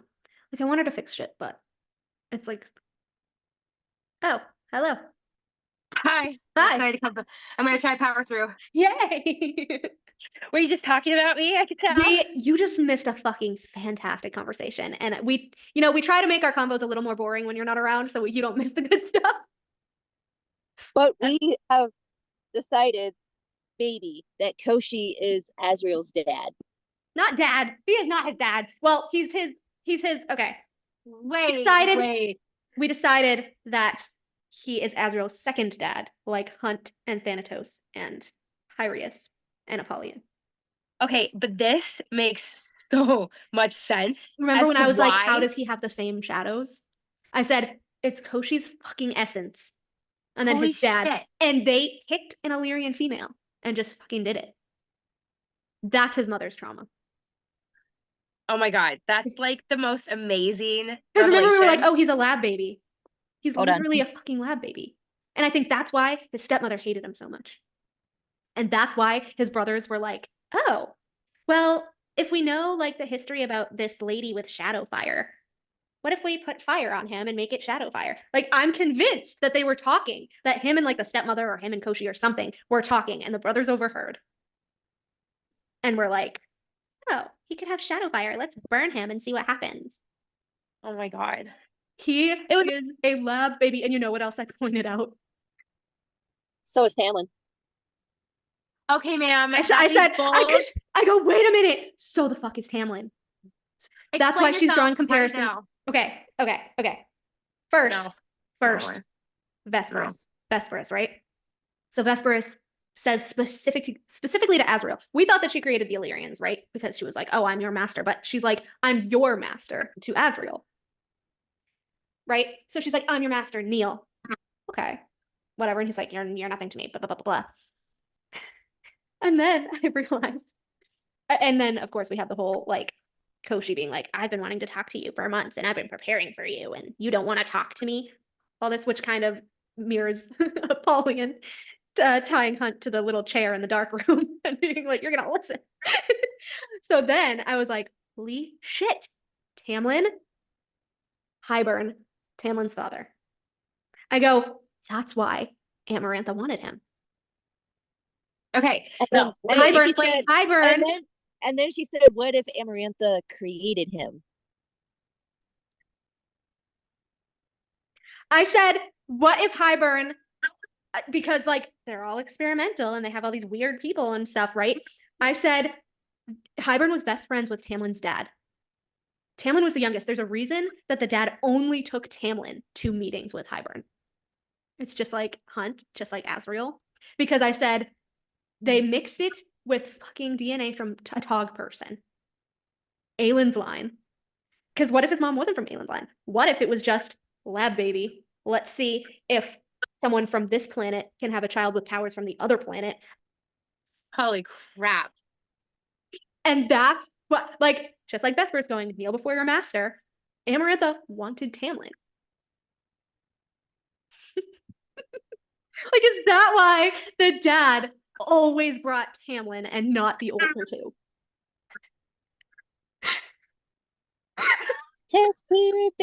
I think Hybern wanted to see if they could mix powers from the old planet, the Tog planet, with like see if it's compatible with people from this planet. So I think they used like someone from Aylin's lines, whatever. Who knows how they get it? I don't know. And like mix that with the daddy's sperm and was like, here you go. Go make a soldier for us with starborn power so we can wield them, just like how they wanted Bryce in Crescent City and Hunt in Crescent City. Holy crap. And that's why she's making comparisons between Azriel and Tamlin. They're both fucking essence babies. So the whole point of Tamlin, though, why? Is because he can open portals and that's why Amarantha wanted him? He would have been like Rune. So maybe they thought he was going to be a girl and he just wasn't a girl. And then like he had starborn power anyway, like Rune. And Amarantha's like, oh, I could use this. And this is why the Spring Court didn't want him as their High Lord, because they all know he's like a test tube baby like Hunt. Is that what that is? Like, they're like, how the fuck is he a beast? Like, we don't want a beast. We don't want to serve a beast. And he's the only shifter. Only raw shifter. Oh my god. I don't know whether. whether. God, I'm so stupid. So here's the question: did he recruit the mom? Wait. What? Also, the whole reason for the masquerade was to celebrate His power, Tamlin's shape-shifting power. Wait. Okay. That was the reason. What the? They're like, what the fuck? Who cares? Wait, was that really the reason? Yeah. To celebrate Tamlin's shape-shifting powers? Mm-hmm. Why am I forgetting this? It was canon. It was in the In first canon. book. Oh, she And it's had everyone in Spring dress up as a different animal to celebrate his shape-shifting magic. oh my god, yeah. It's like, why would you guys want to celebrate? Because we were that? like, what the fuck? Like, that doesn't make sense. That's so stupid. Yeah. Oh my god. Oh my god. I just feel really stupid. He's literally his father's and Hybern's experiment. Like, he was literally an experiment. Okay, so then here's the thing. That's why his brothers were afraid of him, too. Because he's like, I couldn't hide what I was becoming from them, from anybody. And then how he's like, I have to have my glamour up 24/7. Like, none of the other High Lords have to. Other than Lucian. Lucian does. Wait, but that makes sense because Helian's his father, whose symbol is on the Dread Trove, who's Starborn. But Helian's not a test, or Lucian's not a test tube baby. No. But he just has Starborn from Lady Autumn and from Helian, so he has double. Starborn. Which would probably equal And that's why- Tamlin's amount. Oh my gosh. You guys, I feel so stupid. That makes so much sense. Right? Okay. Another really, really weird thought that just popped into my head. What if instead of scientists, because they're not as advanced as Crescent City, what if they used magic? And remember how we were saying, like, oh, Orid could have been used to create witches and all this stuff or whatever. Like, what if the Starlight Pool? No, I think I have the same What thought. if the Starlight Pool is what, like, birthed Tamlin and that's why it's there? No, that's not what I was thinking. Me neither. Orid had the roses, and Tamlin's dad gave his mom the roses. What if that's where Tamlin was created? It's Orid. He could have been. And the roses. But Avalon had roses too. But Avalon had roses too. Again, the roses just popping up everywhere. It's so just dusk and spring because of Starborn shit. It's Starborn shit. It's Starborn shit. Okay, here's but I'm like so convinced that the Starlight Pool is like a mini cauldron. Like I feel like that's how they made him, and that's why nobody told him what the fucking Starlight Pool was. Because if you remember, his mom told him, his mother, who he loved very much, told him, "Oh, legend claims that if you drink the water, you'll be happy forever." So it's a bunch of bullshit. She probably just made that up. Or like she was just his favorite son and made her happy. And was like, that's where you were born. I love that. Like Okay, you were born from magic. I love that so much. So okay, so I just want to run this by you guys because maybe this is stupid. But I thought I had. So Koshi has a lake, right? Koshi had the cauldron. Koshi has a bunch of women like in the lake. Okay. Mm-hmm. What if, I don't know if you already talked about this, but what if the lake is the birthing place of all the test tube babies? And that's why like Hybern was probably maybe connected, and Azriel and Tamlin, like what if they're all kind of from Koshi, and that's why he has all those women at his lake? I don't know. That is true. It's a thought. It's the He's just impregnating all of them. It's Morath all over again. I was gonna say, just creating more like test tube babies. Yeah, just, like all the time. So then, why is Vasta the exception? Like, oh, a human can't handle it, basically. So was he just taking all Fae, and then she was just the human that the queen sold to him, and he was like, "What the fuck am I gonna do with her?" He's like, I'll Just make try her a this bird. experiment. I'll make I her a guess. bird. Because I was saying before that if Koshi is like Orcus, that maybe he was collecting all the women because Maeve can shapeshift, like Maeve can change her body, and so maybe he was just looking for Maeve. Oh, Because he like that's was a good point. because he was going world to world looking for Maeve. And then someone trapped him at the fucking lake. And then he was like, I still need to look for this bitch. She's dead, bro. Get over it. Why did he care so much about her? He just, you know, Power. She was a Control. vowed queen. She was a vowed queen, and Yeah. he was a vowed king. So, yeah. Yeah. But, yeah, I'm like, Az and Tamlin are fucking test tube babies. Because I also said, remember when we were like, oh, why are their scents the same? Yeah. They all have the same scent. Right. Cedar. Feyre, Bryce, and Tamlin. But Azriel's No, scent no, is no. different. No, Azriel, Hunt, and Tamlin all have cedar. Because Do they really? Hunt's is rain-kissed cedar, Tamlin's is cedar and lilac and fresh rain, and Azriel's is cedar and night-chilled mist. Nice. They're all I was test tube. so everyone with Cedar is a test tube baby. Everyone with Lilac is Starborn power. Dude, if Elaine's scent is fucking honey and jasmine, Lucian's has to be lilac. Come on. Is that why she didn't tell us Lucian's? But like Lucian's not a test baby, so that doesn't make sense. No, but he's Starborn. So if lilac is Starborn. I think he's the only person that we don't have a set to. It's weird. Or Eris. Or Eris. But Lady A was like chestnuts or something, but that was book 1, so she's probably like, whatever. Yeah. We don't know Helians though. No, we don't. I was like, They're holy shit. Hybern and Amarantha made Tamlin with his father's help. With Tug essence. Because they wanted a powerful whatever to serve them. And I bet you anything that Tamlin's dad was like, oh yeah, when he grows up, you can have him. And then he was just like, no, I don't want you. And Amarantha's like, bitch, bet. I had to deal with your daddy. You want to know what though?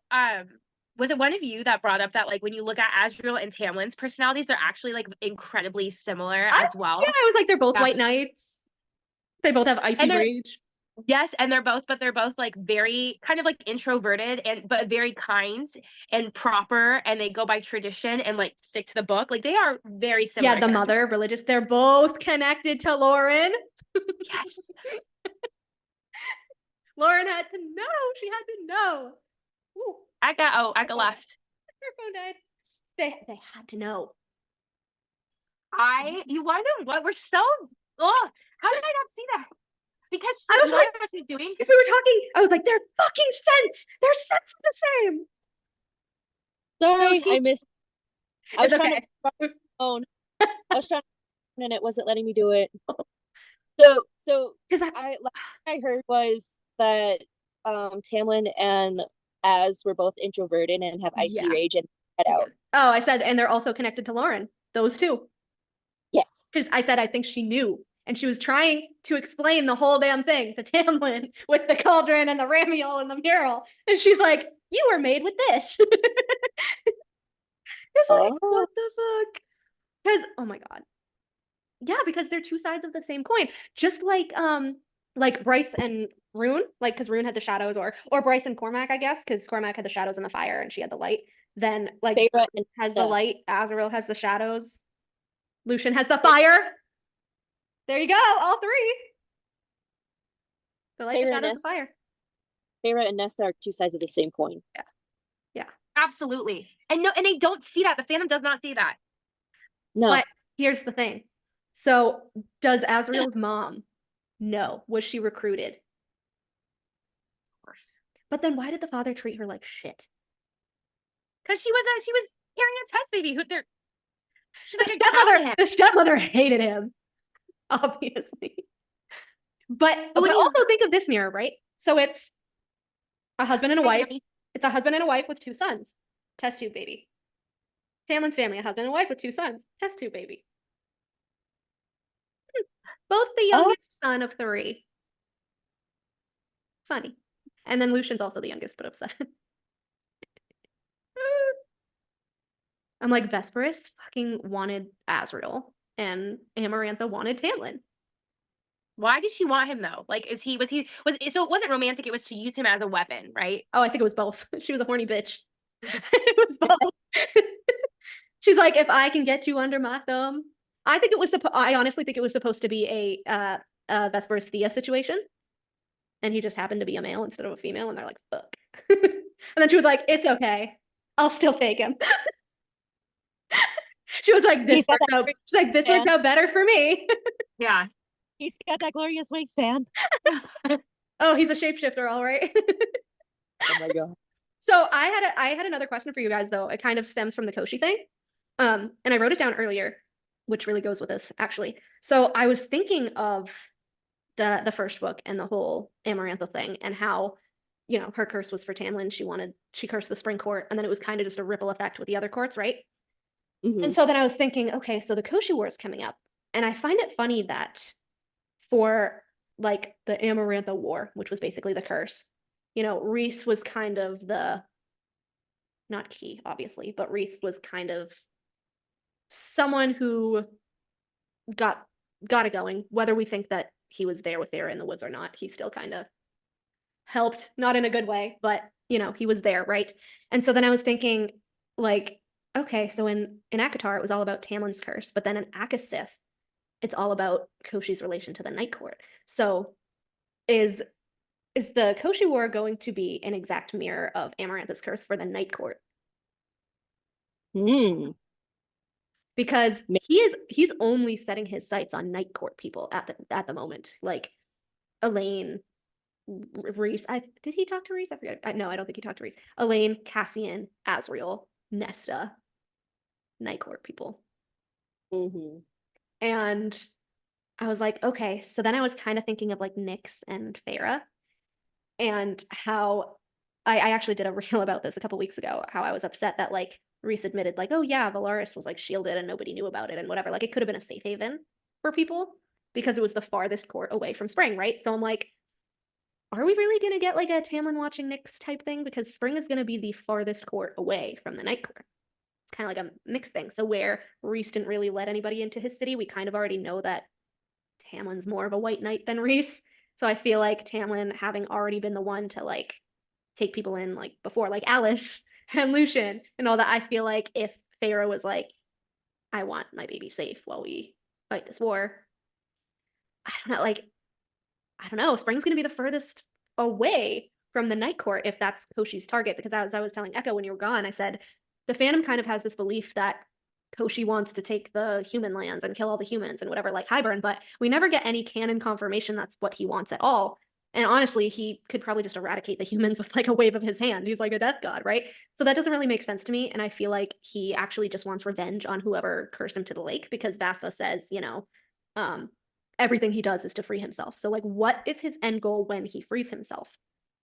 Was it someone from Rhys's line? Like, was it Celine? Was it Thea? Was it someone from Rhys's line that cursed him into the lake? Like, is that why Rhys was the Bone Carver's favorite? Because we had the Bone Carver saying, you know, oh, that Fey warrior who like, I guess is the one who put them in there or whatever. And I'm just like, Interesting. I was like, so who does he want revenge against? And then I said, could it be Amren? Because there's kind of a theme of, you know, you can have monsters, but then you can have, you know, complete evil. And I feel like there's tiers. So I think like as much as people think Amren's a monster, maybe Amren is the one who trapped Koshi, and then she found herself trapped in the prison.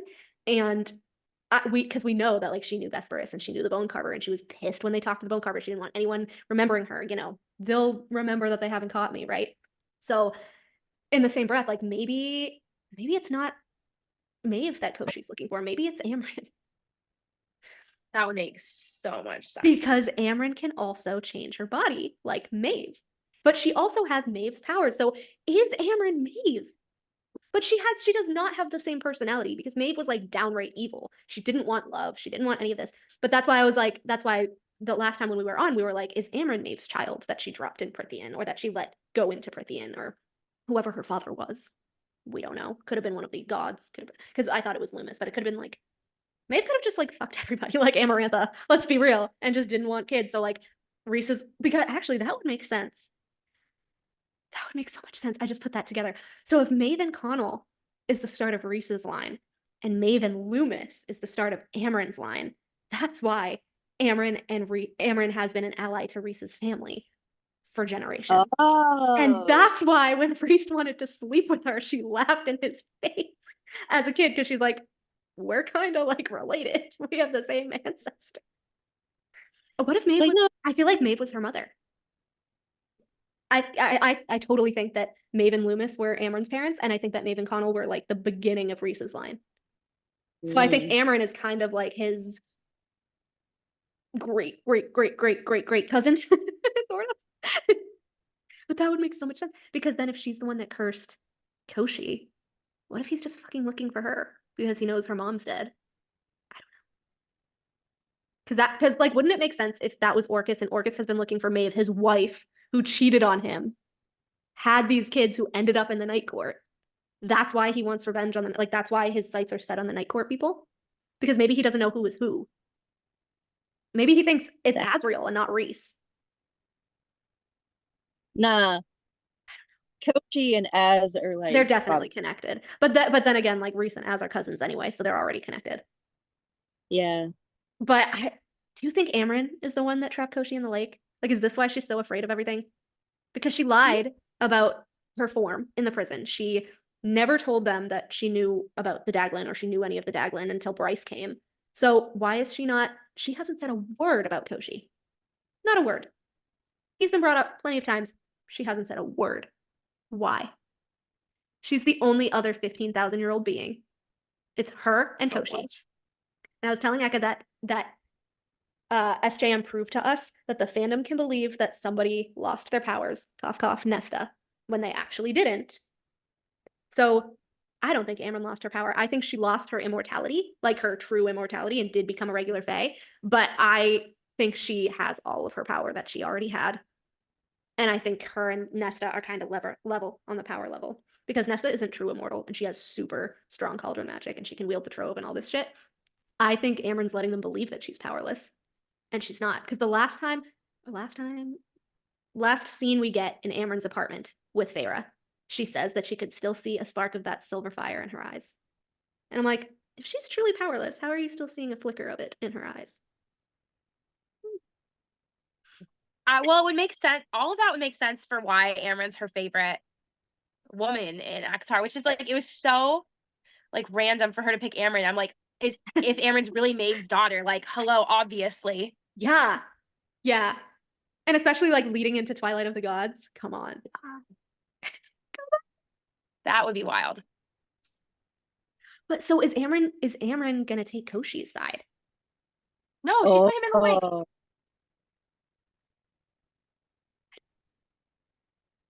Unless the person that spelled him to the lake also is the one who put her in the prison. Because she never specified that it was Selene, technically. But if Amren is the one who put Koshi in the lake, that would make sense to why she would want Rhys to be High King to protect her. That does make sense. Because then he would have the same power level as Fionn. But this is also going off the lore that Fionn defeated the Daglin when technically it was Thea. Kinda-ish. Really, it was Selene. But, like, I don't know. Does becoming High King give you another power boost? Who knows? Probably. I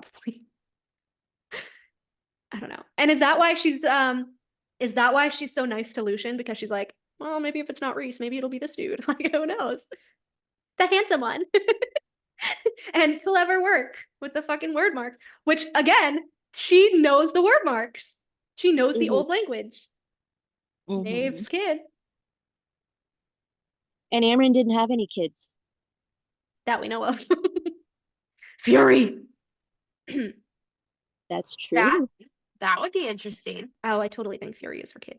Well, it's a toss-up. Because it's a toss-up between whether Fury is Amren and Thanatos' kid, or Thanatos and the Sirius' kid, which she could still be Sirius. I don't know. I haven't really crossed that out yet.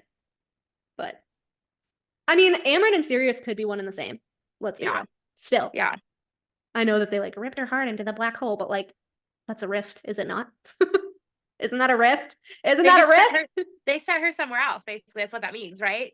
Well, Throw they her in the rift? ripped her into the black hole, and then technically they're dead, I guess. Technically, they're dead. That's why I was like, oh, the fucking Asteria gonna pop out the cauldron to help Koshi. Can we get a scene of what's his name? Just like coming out of the Rigel coming out of the cauldron into Prithian. Yes, we're totally like the girl from The Ring, like coming out of the TV. Yeah. He loses that Illyrian body, and he's like, "Oh, I'm home, baby, I'm home." Dude, oh my god, can you imagine if he sees fucking Amren, and he's just like, our sister survived. Holy Yeah. Holy shit. Dude. I would love that. I'm so convinced. If not, we have to write it. I know. This is just giving me more ideas for my crossover fic. I'm like, I already have enough ideas to write into it. Oh, Tamlin. His mom wasn't even his mom. Well, maybe she was. I don't know. Who knows? Oh no. She could have been the bio mom. Maybe. Oh, and then my other question, which also kind of whatever. Somebody was asking about someone asked on my reel on TikTok about when we talked about Valaris being powered up with like first light or second light and Rhys being the one to like feed off of that. They asked like, okay, so then what would Prithian's version of the drop be? And I was like, oh, that's really weird because I don't know, like it could be a couple of different things, I guess. Because someone guessed like maybe Callan May. Maybe, but all the courts have that, so probably not.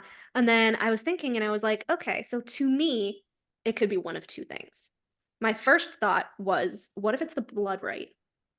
And the blood rite is like their ordeal.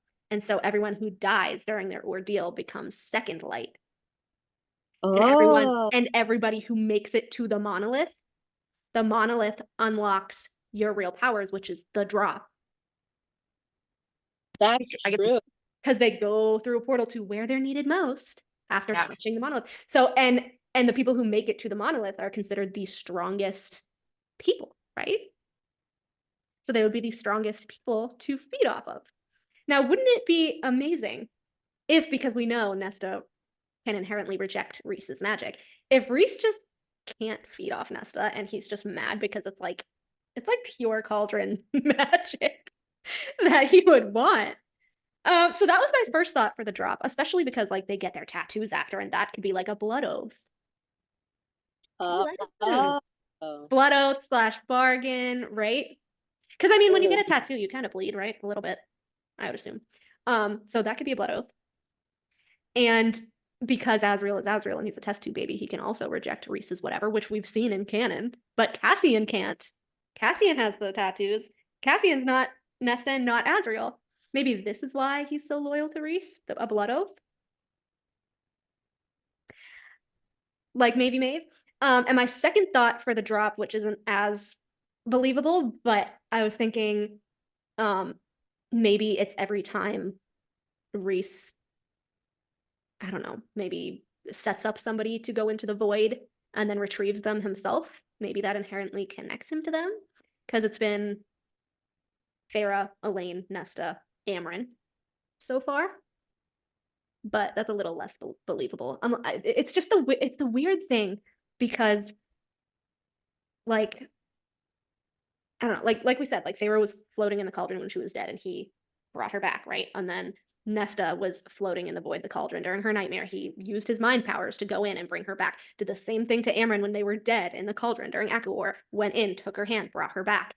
And then even when Nesta and Elaine got dunked in the cauldron the first time, obviously he's like seemed appalled at everything, but Rhys didn't really try to help. Like Tamlin and Lucian tried to help, Rhys didn't really try to help. I guess, yeah, you could say, okay, he would have made Azriel die, whatever. But there's also like why did he have to have the queens meet in the Archeron's house in the human lands?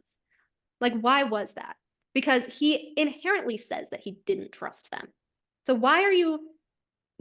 He's like, oh, are you sure your sisters are going to agree to this? And she's like, oh, well, we can make them, Feyre. But also I think she's kind of mind fucked by Rhys. So I think he kind of had an idea that the queens were going to betray them.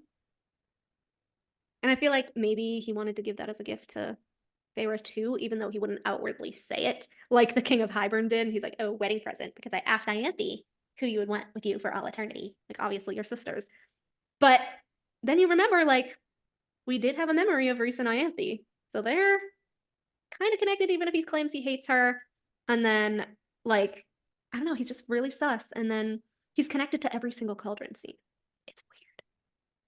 It's weird. And, like, still, Hybern, when he's like, Jurian wants the High Lord of Night dead, like, none of it makes sense. No. I do think it's more believable that it's the blood right rather than the the cauldron thing, but it could be both. And someone else also said Starfall could be like the drop. Interesting. I don't know about Star. Well, I was gonna say, what if Starfall are the people from Crescent City who do the drop and can't ascend back to life? Because remember, Bryce almost died. So there have to have been people who weren't strong enough to live.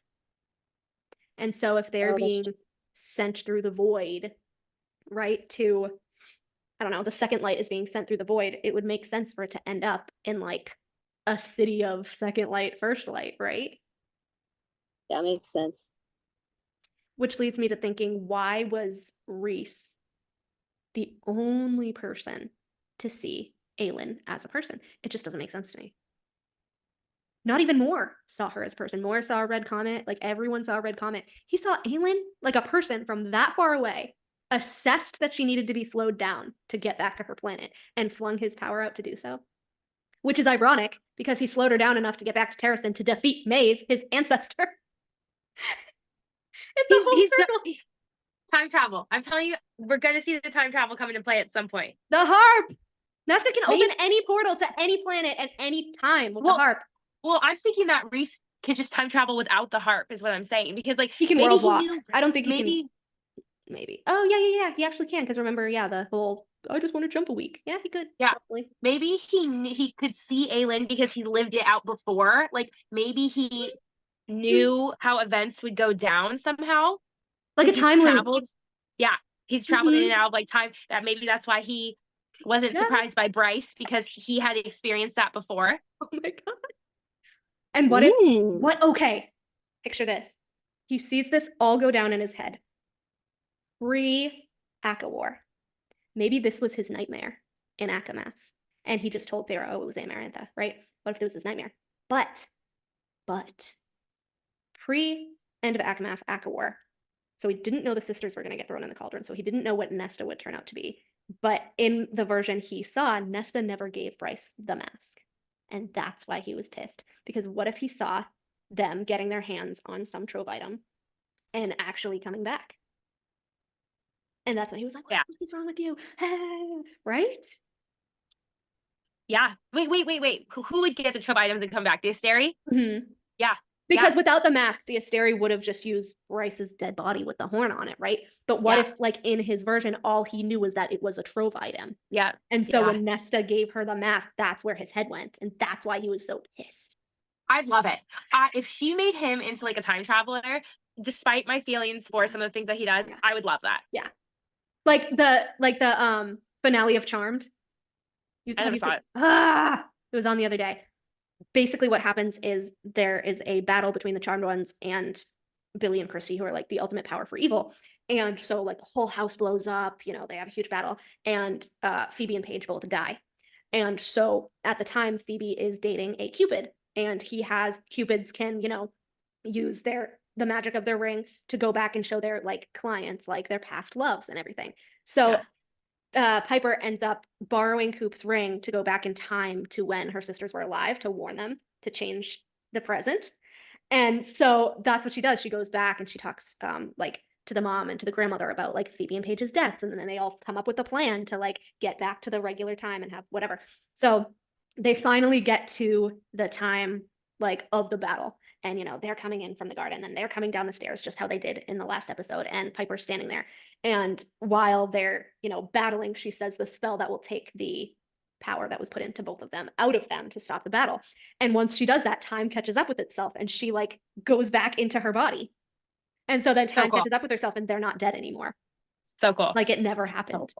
Do you guys remember that line where Rhys and Feyre says something to him like, I just wish that we could have more time, just the two of us. Do you remember that? Before we have kids. Yeah. And I read that and I was like, oh, that's really, and Rhys responded like, don't worry, we will. Like, we will have that time. And originally I was like, oh, he was just comforting her. Yeah. What if it was like that Rhys had seen too? Like, that's more like confirmation evidence. Like, he saw that they would have time as a happy family. That kind of makes him more of an ass though, because if you can go back in time and try to change events, why wouldn't you go back and like fuck without Illyrian wings? Then Nyx wouldn't have had wings, bitch. Time could have caught up with itself. Oh, that's true.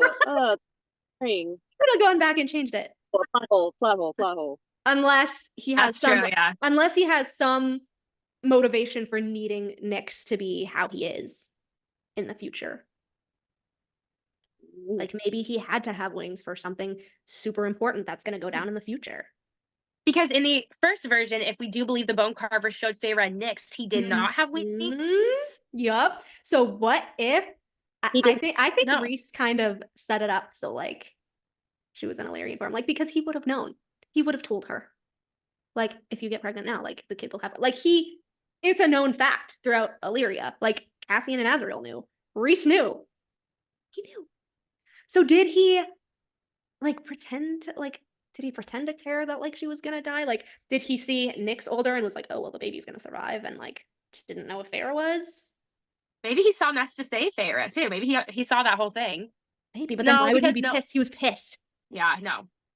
Because it didn't go down that way in any of the versions he saw. Because again, Nesta, he can't see Nesta. Yeah. What blinds an oracle? There you go. If Rhys is some sort of mystic, because the mystics can travel through time. He's a fucking mystic. What blinds an oracle? God. Oh my God. I think that'd be so cool. If not, we all need to write a book about like a time traveler. I would love that. Oh my God. Okay. Did he want to tie her to Cassian because he saw Cormac? Quick, your blonde mate's coming. Let's get you married off. Right? Because think about it. If they take over Dusk, Dusk takes from his land. If he knows that Valaris is a part of Dusk and he doesn't want to lose Valaris. Oh. Hello,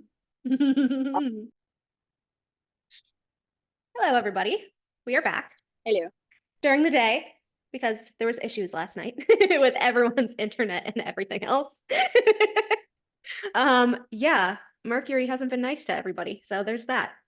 It's gone haywire. Yeah.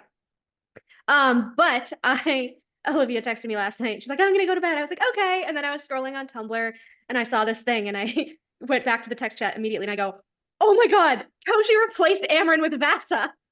And she goes, you drop a bomb like that when I say I'm going to bed? I read that this morning and I'm like, what? That's sad. So I read someone posted the part of Vasa during the Hybern War and how nobody really gives her any credit.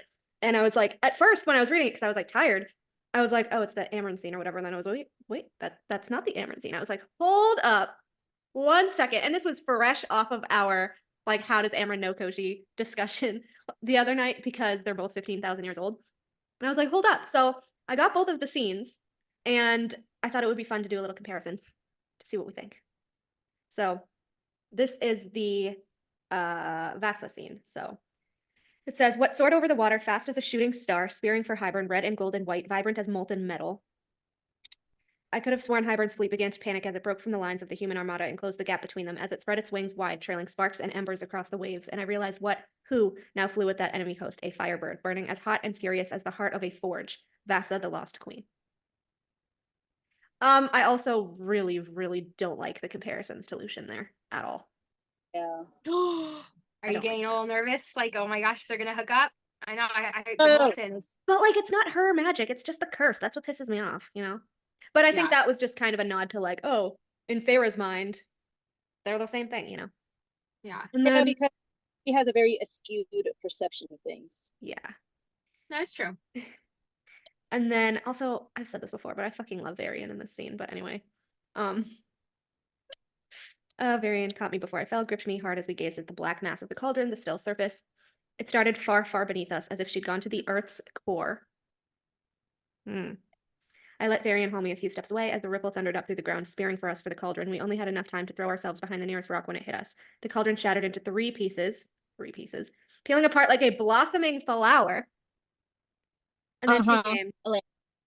She exploded from her mortal shell, light blinding us, light and fire. She was roaring in victory and rage and pain, and I could have sworn a great burning wings, each feather a simmering ember spread wide. Could have sworn a crown of incandescent light floated just above her flaming hair. She paused. The thing that was inside Amryn paused, looked at us, as if to say, I remember you. Then she was gone. She spread those wings, flame and light rippling to encompass her, no more than a burning behemoth that swept down upon Hybern's armies. They began running. She came down on them like a hammer, raining fire and brimstone.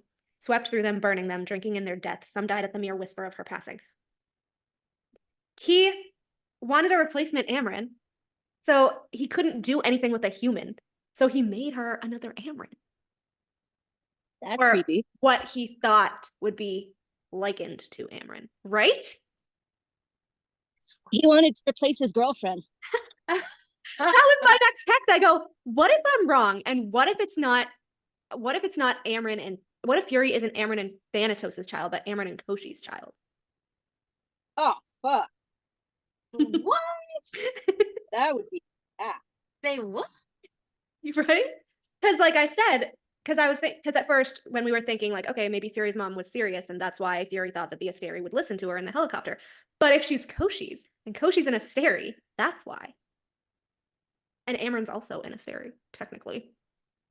Drinking in their death. So Amryn's a death god, like the other three, just like Koshi. Okay. I just want to clarify though. Death gods are different from the Asteri, yes or no? No, I think they're just a branch of the Asteri. Because they have the black blood and the black eyes and whatever, which is why I'm kind of iffy on Amryn, because she had like the silver eyes. But maybe it's the fact that royalty just have different color eyes, because like Maeve had violet, Nesta has silver, Amryn has silver. I don't know. It could be like a royalty thing or like just a hierarchy thing. Okay. Does it go more into hierarchy, like in Tog and stuff, or no? Not that. Okay. A little, but not really. Mostly with the spiders. Okay. So yeah, burning them, drinking in their death. And then, of course, as we've been saying, the scene in Akawar when she has all of Maeve's powers and it's like they're drowning in their blood, and she's making them believe that they're drowning in water when they're on dry land, and da-da-da-da-da. It's so weird. Like she has Maeve's powers. Amryn went to the sea where my father and Vass's army battled alongside Miriam's people. Entire boats of Hybern soldiers fell still after she passed, as if she inhaled the life right out of them. Hello. The Daglin drink life. They drink the life of the lands and the people. Hello. Oh my God. Sarah J. Maas has been fucking snowing us this whole time saying she's a biblical angel. There ain't no fucking way. There's no fucking Why would she say that? Why would she be like, they're biblical angels? Just kidding. Do you know what I mean? I mean, she was laughing about how like everyone thought Farrah and Tamlin were gonna have an end game. And she was like, oh my God, I had to pretend that I loved them as a couple the whole first book. Like, she can play the long game. So she knew about the crossover at this point, and like nobody else did. So she was like, and everyone was probably like, all the interviewers were like, oh, well, what's Amryn or whatever. And she's like, oh, I love Amryn. She's like a biblical angel. Well, like a biblical angel. Okay. Like a fallen biblical angel? Is that what Which is technically what the Asteris are, fallen gods. Yeah. Right? She's the be not afraid looking angel. Yeah. But then it says, so here's the other thing. It says, Amryn reached the final boat, the very last ship of our enemy, and was no more than a flame on the breeze. When that ship too fell silent, there was only light, bright, clean light dancing on the waves. And the Asteri are supposedly made of stars, right? Yeah. Right. And when the Asteri are drinking power and magic from other people, they can make their power look like white and like good magic. But then we know when the connection is cut off, they actually have dark magic. Amryn literally just drank the life out of people, and so now her magic is light and clean and white. It's weird. Wait. Where was that? Was that in Hofast? That was in Hofast, yeah. Because like Rygelis, like the bright hand, remember? And then I don't know if you got that far, but then she like destroyed the first light core, and like all their magic was like twisted and dark and blah blah blah blah. Which is why I said Amarantha had to be an Asteri, because when she was under their spell and connected to all their magic, and she was like lashing out. I think it said that she had like her bright white whatever. And then after Tamlin like smashed her against the wall and the riddle was solved and everything, she was lashing at him with her dark magic, and it could not pierce his body shield of bright light. Tam, my love. I love that scene. It said it's like Amarantha kept lashing at her dark magic at him over and over, but that shield didn't yield or something. It was like awesome. Fucking love that scene. Tamlin. So, and then the only time that I saw that Amren actually mentioned Koshi, well, she didn't, mentioned Koshi one time. And she's so very fucking suspicious about it too. Because it says, Nesta's heart thundered. All Koshi wants is to be free from his lake, Rhys asked Azriel. First of all, why would you ask Azriel? He's a spy master. He's the spy master. Mm-hmm. But like, this is a new issue. What Amren answered for him. No one really knows the full scope of the Trove's powers. Beyond freeing him from his lake, Koshi may very well know something about the Trove that we don't. Some greater power that manifests when all three are united. She's fucking talking about Nesta. Bitch! What? She knows. She knows. Rhys looked at Azriel, who nodded grimly. Guys! What is a Death Lord? Nesta asked. Their stares struck her like stones. Cassian answered, tapping the scar on the side of his neck. I told you of Lanthys. The wound he gave me. He is literally deathless. Nothing can kill him. Koshi, too, cannot be killed. He is the master of his own death. The gleam in his eye suggested that his thoughts had turned toward her own powers. She ignored the thing that writhed within her in answer and confirmation, cold fire licking up her spine. Cassian went on. They are Death Lords. Rhys cursed. I forgot about Lanthys. Cassian threw him a dry look. I didn't. I love that part. To Nesta's horror, Amren shuddered. Amren. I told you that's who she was talking about, which is like, they'll remember they haven't caught me. So, but if Amren's the royalty, why is she afraid of Lanthys? Is Lanthys gonna tell her master, like Koshi or something? Vesperus? Were all of them after her? Probably. Amren shuddered. So they're trying to find this dread trove in order to track down the cauldron for Briolin and likely free Koshi in the process. Oh, you guys, I've got some bad feelings about the upcoming books. The war? I told you. You're like, oh, Koshi's lame. I'm like, no, he isn't. He's a problem. He's got to be a big problem. Massive problem. He is.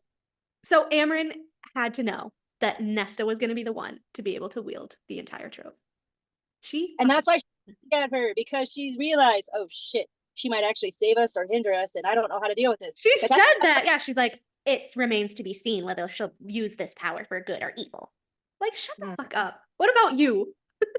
You're just dropping these bombs when you could have said all of this before and prevented this shit. Like, you could have been prepared. With no context. I know. Koshi might know something about the trove. Might. Shut the fuck up and just tell us. You're a liar. He might know. He might know. And then the fact that she was like, oh, I heard from a water wraith that Amarantha had in Arbin. Bitch, what water wraith are you talking to? You hate that. I know. You're such a liar.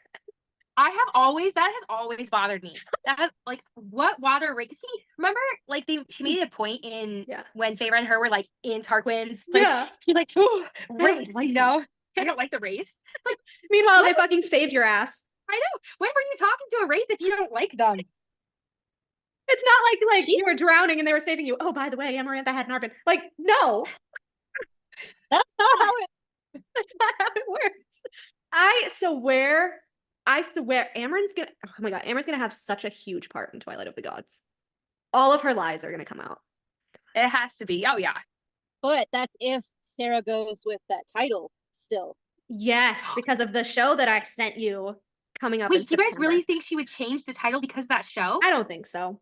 But I find it funny that the main character's name was Sacred out of all names. What? I go, there is no fucking way that Sarah's not going to be taking inspiration from this show, so we need to watch it. We need to watch it. Who's producing that? Or when is it on? We do need to watch it, actually. It's on Norse mythology. Is it? Yeah. Norse mythology. Twilight of Gods. TV series. First episode date, September 19th, 2024. Where? Netflix. Okay. Mm-hmm. Oh, there's trailers already. I'll have to watch. Is there really? I'm Googling it. It's an animated series, you guys. Yeah. Yeah. Oh my god. Okay, so are we gonna see a character named Leaf in the next ACOTAR book, I wonder? Could be one of the Leaf? gods. Sigurd, an iron-willed warrior, saves Leaf, a mortal king, Jurian, who falls in love with her. They both survive Thor's wrath of terror, which embarks them and a crew of crusaders on a merciless mission for vengeance against all odds. Okay. Also, everyone said that Hunt was Thor, right? He's technically like No, I supposed to be think Thor. I think it was Fionn that was supposed to be now. Because remember, I sent the passage about Fionn with the hammer striking down the hammer, and then the thing in Crescent City, the sculpture, and because Bryce was like, "Oh, it looks like Hunt," but it's Fionn. It was Fionn. But Fionn was blonde haired, right? Yeah, but the sculpture was just like bronze or something. Oh, Like, you can't tell what color. No. Yeah. Yeah, it was like the way he struck the hammer to make the trove, and I was like, it's Fionn! Because they didn't know about Fionn in Crescent City. Just like in Prythian, they didn't know about Thea. Because Crescent City was more of a matriarchy, because you had Sathona, you had Luna, you had all those kind of female gods too. And so they had Thea in their history, but then they did not have Fionn in their history. Or they had Selene, or Helena, Thea and Helena in their history, and they didn't have Fionn or Selene, which was the Prythian part of it. I'm like, that sculpture is Fionn. Who made the sculpture? Now I'm curious. Who made it? It's Lauren. wild. Nuon. Right. Meryl brought it over. It's kind of interesting to me how she did that, because I like how she did it though, because you have such a main character, Thea, and a huge chunk of her history the entire Crescent City world doesn't know. So it kind of makes you think, like, what other characters have massive amounts of history and we only know half the story for them, Rhys right? was like, oh, well, some things were passed down by word of mouth. And then when Azriel was like, Rhys has no idea about Selene, I was like, yeah. I still swear to God that it's because Kier just fucking hates him. And he's like, I'm not telling you our history, bitch. Telling you shit. I'm not telling you shit. I hope Koshi kills your ass. I know. I know. Because you have to remember, Kier knows. Like, I feel like people don't pay attention to his scenes because they're like, oh, Kier, he's just a coward. He's just whatever. But very specifically, in the line that always sticks out to me on my rereads that I have highlighted is it says, Kier looked at Azriel and cringed away. And then it says, like, no, not from Azriel, from Truth Teller at his side. Interesting. Very interesting. So when I first read that, I was like, he knows something about that fucking knife. He knows something about the knife. And then in Hope Fast, I was like, he knew it was a trove item. That jerk. He knows. He When cringed would away Kier from Truth Teller. have had experience with the trove item, or he just knew the history, you think? Unless He knew Mor about gave him the dagger from their trove. He knew about the Ouroboros. Yeah, he had the Because he- Ouroboros. And they have a ton of sentient shit in their trove. Because remember, Amryn took Nesta there? Oh, yes. They have a ton of creepy, sentient, Jessica-esque shit in their trove. I still love Jessica's character. She's so cool. Kier, Rhys said, his voice cutting through the room like lightning on a stormy night. I feel like she's just doing all this shit to confuse us. It was all he needed to summon Mor's father from the foot of the dais. Kier bowed again, his face lined with icy resentment as he took in Rhys, then me, glancing once at Mor and the Illyrians. Cassian gave Kier a slow nod that told him that he remembered and would never forget what the steward of Hewn City had done to his daughter. But it was from Azriel that Kier cringed, from the sight of Truth Teller. So excited. One day I realized Azriel would use that blade on Mor's father and take a long, long time to carve him up. Okay, Feyre.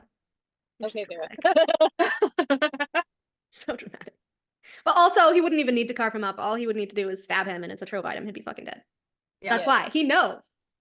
That line was always so weird to me. I was like, what does Kier know about Truth Teller?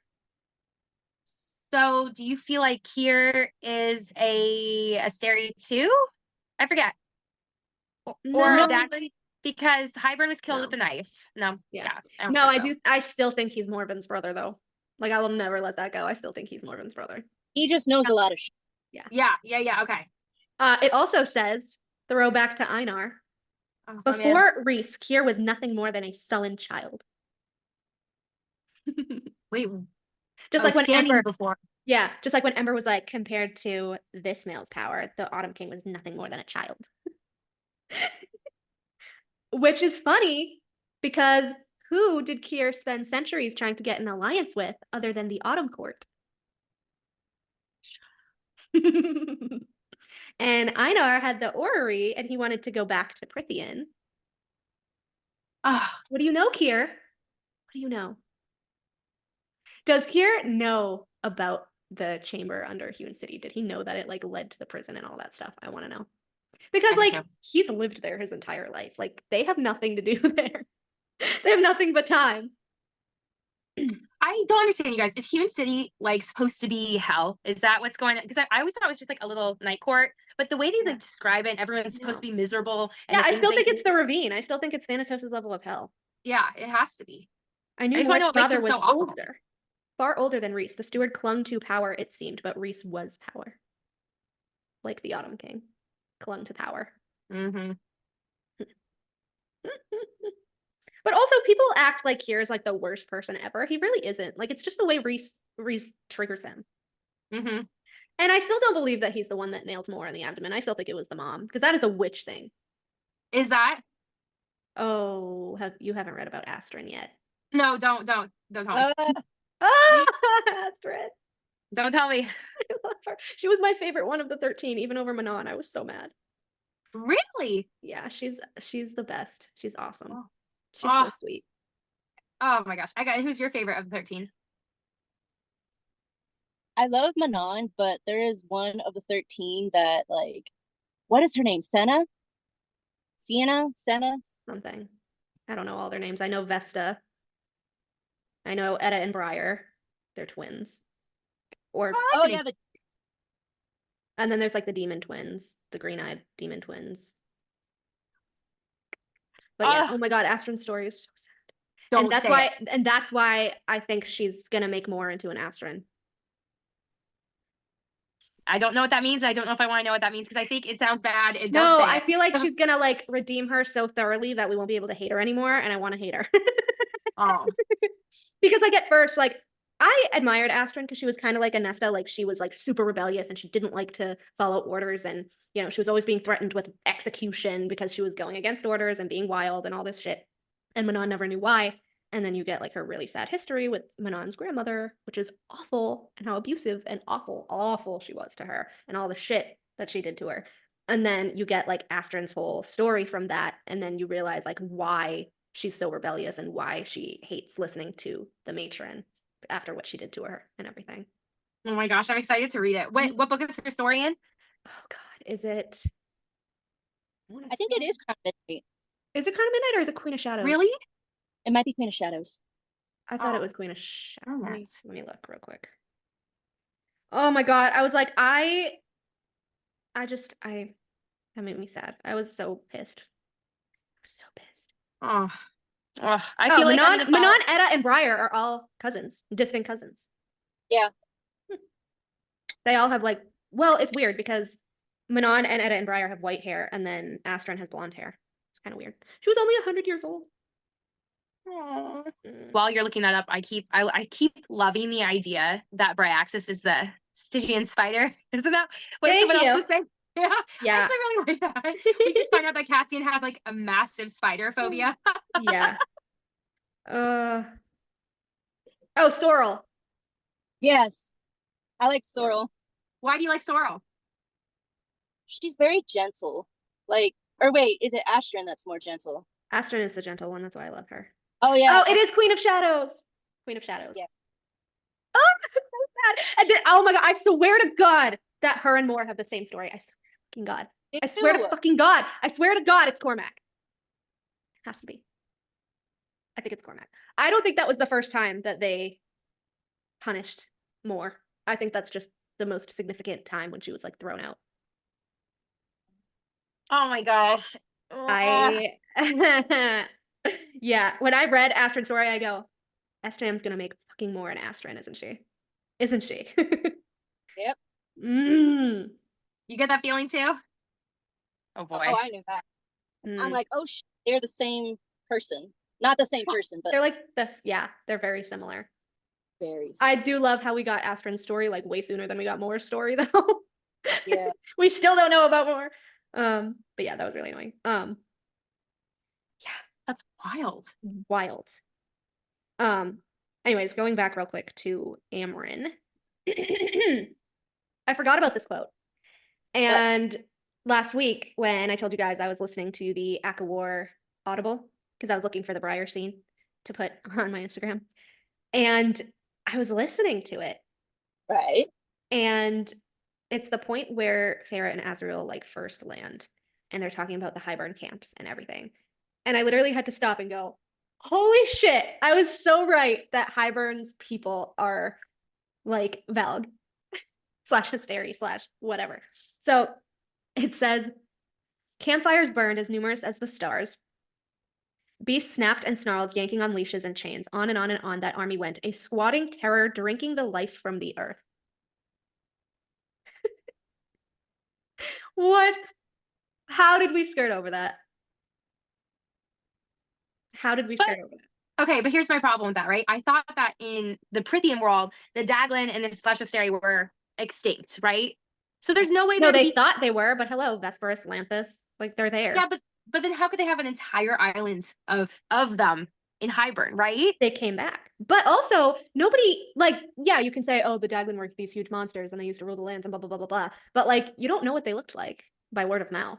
So they knew they existed, but they didn't know, like, what they were, who they were, if they were humanoid, if they were monstrous. Like, technically, they wouldn't have known that Highburn was Daglin. They were hidden under the... Huh? I think they were hidden under the mountain. That makes sense, though. Well, like, yeah, they were, like, hidden in his camp, but, like, again, like, where did they fucking come from? Highburn eradicated everyone on the island and then moved his own people there. Like, hello, world walkers.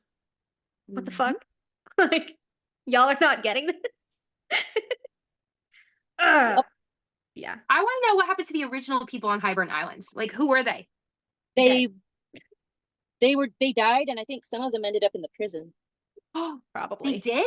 Probably, maybe. Because you have to remember, like, there was no courts back then. It was just like a mass of land. So literally anyone lived anywhere. There was no specific whatever, which is why I think that's kind of when the Valkyries started, and then they kind of just made their home base Dusk, probably because Cassian was like, oh, they came from all over, and da da da da da, right? Yeah. Interesting. Okay. Yeah.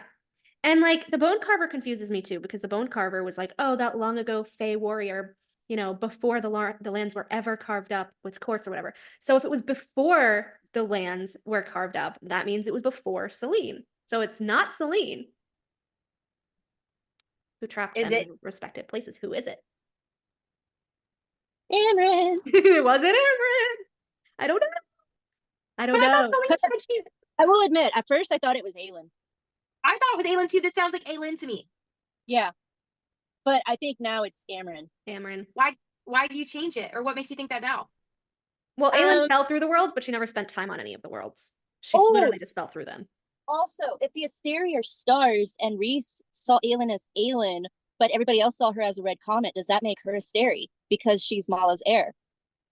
I saw that. Maybe. Theory. I feel like Aelin might be both like Rhys. I think she might be, well, she is a god, as we know. But yes. I also think that she was starborn as well. Not that we have really any proof. Mala was the sun. But yeah, Mala's the sun. Like, the sun's the biggest star. I think it, like, started there. So yeah, I think if her and Rhys had similar powers, then yeah, he would have, whatever. I would have been more curious to see if Tamlin saw her, or if he would have seen a comet. And I'm mad. Oh, we didn't get to see it. So Aelin, hello, that's a big bomb to drop. Could be Hysteri, and all of her kids. Because didn't they say she had like a ton of kids with Rowan later? I don't know. I don't see Hysteri. I see they had like 7 or 9 kids together. So how many? Rowan only saw 5 in his dream. Oh, 5. I don't know. It was a lot of kids. Yeah, they had 3 girls and 2 boys, I think. Wait, how many Hysteri were in Crescent City again? 7. Well, Aelin was also pregnant. Who? Aelin? Yeah, she was also pregnant in Rowan's dream. Yeah, there was 4 and she was pregnant. With the 5th. Yeah. But I don't know. I don't see her as Hysteri only because there's really no instance of her like drinking power, Maeve was a Steri. Maeve was Valg. She was fighting against Maeve. She defeated Maeve. Which is why I said it was super ironic that Rhys literally slowed her down to get back to her planet to destroy his ancestor.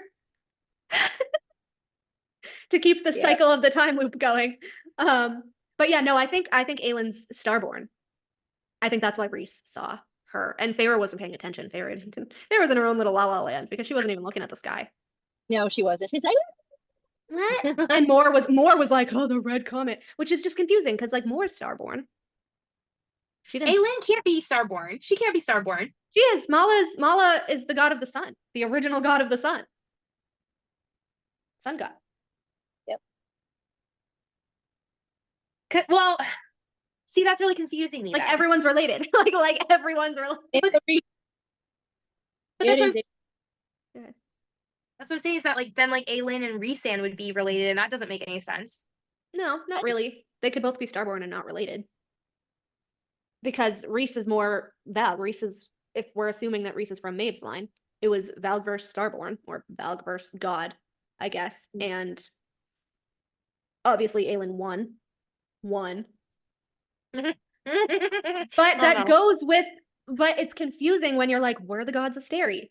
Did they pretend to be something else? Or were they not? And were they just other beings? Like, it's weird because then how, we know that they're all from the same fucking planet. It's so confusing. It's so confusing. It makes my head hurt.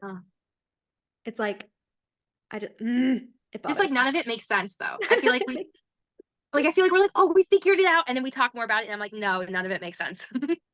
Yeah, it's weird. But hold on.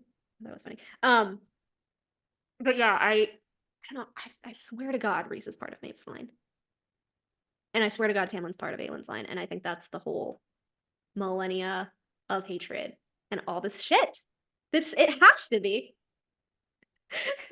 And now I'm confused because you were convincing me that there was going to be a Rhys and a Tamlin fight. And I'm like, is he going to use Goldrin against Rhys? But then there's also the Mist thing and where Nesta could potentially take Valaris. So like, are all these people going to be against Rhys? I don't know. Is Rhys going to get to a turning point where he gets so overwhelmed by shit like this that he kind of indulges in the dark side? I hope so. To try to keep his normalcy.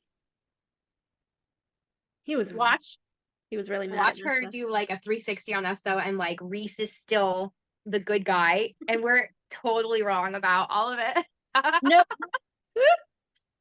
that's what I'm afraid of. Like, I don't want it to be that way. After Amron's like, oh, she could be good or evil, like Thea. Did you guys see on one of the Facebook groups? Someone was like, they were reading Hofast and they were reading Throne of Glass at the same time, and they saw the same, and they had said, "You guys, she's setting Rhys up to be High King. The way that Bryce is like, he looks like a king," and she kept like alluding to it in Hofast. Valg King. He's a Valg King. Yeah, he's a Valg King. He only doesn't have the gold eyes because he's a mixture of everything else too, unless he's glamoring his eyes to look like his parents. Oh. Because can you imagine how a half Valg child would look like to the Illyrian soldiers who hate witches? Especially if they equate gold eyes to witches. What if his father was like, glamour your fucking eyes for the rest of your life? And what if he was just like so young that he just like kind of forgot that he ever had another color eyes? Like, that would be interesting. Yeah. It's weird. I don't know. It's so weird. I feel like he would have like gold eyes, but who knows? Or maybe the mom had gold eyes because the mom was a witch. Convinced. Maybe. Is that why they were so like awful to the mother? Like, I know that they wanted to clip her like the other Illyrians, but like, is that why they treated her so awful when she was little? I suspect. She was like, she had to starve herself and like, She starved herself to get a period. Yeah. It was so weird. All of this is just like, it's like a huge wreath of people that are all fucking interconnected. Aelin and Tamlin and Lydia and Cormac and Azriel and Rhys and Lucian and Helion and Mor and fucking literally everyone. Yeah. Lady Autumn, Eris, Kier, Morven, literally everyone. we are gonna find out. I swear to you, we are gonna find out the Helian's ancestor that used the mask and dropped it in Orid. We're gonna find out all about Orid and what it used to be. I mean, we kind of know what it used to be, sort of, but do we? Sort of. Sort of. But yeah, I was literally thinking last night about like who I thought one of my favorite females in Avatar be. I'm like, who do I actually like out of the female characters? And I actually thought about Lady A, and I was like, she's so underrated. so underrated. Yeah. She's still very elusive. Yeah. She's what? Elusive. Like, we don't know Yeah. that much. Like, we're still learning about her, but she's a firecracker. Like, underneath it, I feel like she's like an Elaine. She's totally like Elaine. Oh yeah. Dude, this is why Elaine is Lucian's mate. Come on. She's like his mom. Yeah, everyone underestimates Lady Autumn too. Yeah. Oh, they're so quiet and they're so subservient and they're so sweet. No. His mother's family was super powerful, so he got his fire from his mother's family.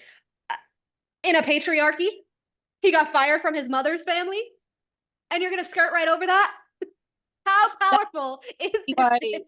That might also be why Baron doesn't like Lucian. Like, not only is he like not his child, but like he after mostly the mom. In a patriarch fire and not his fire. Right. But I've said before, I think that Baron, I think she was sold into marriage with Baron not only for her own parents' political prowess, but because Baron wanted her specifically because of the fire magic. I think that, well, according to the lore in Hofast with like all the Dust Court and all this stuff, I feel like Lady Autumn could have been maybe a Starborn princess, and definitely.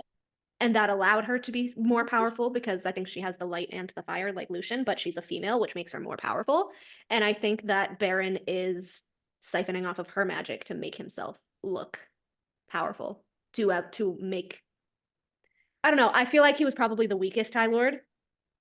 I feel like maybe I think that Lady Autumn's family was supposed to be the ruling family, but because they only had daughters, it obviously went to like the next whatever. And that's why Baron is like, I want her power. So I think he's been siphoning off of her power since their wedding. Because if you remember in the High Lords meeting, High Lords are power, right? They're more powerful than anyone, than Illyrians, than whatever, right? But for some reason, his High Lord fire could not penetrate Azrael's shield. Could not evade Feyre's water magic. Baron is weak as fuck. Because he's not the High Lord. Lady Autumn is supposed to be High Lady, and he's just been siphoning off her fucking magic. Also, like, even though, yes, Rhys talks about, like, he went to Baron first to make him go over to Feyre to give her a kernel of power, like, because he fucking hated the guy, but like he was also the weakest. He was pissed.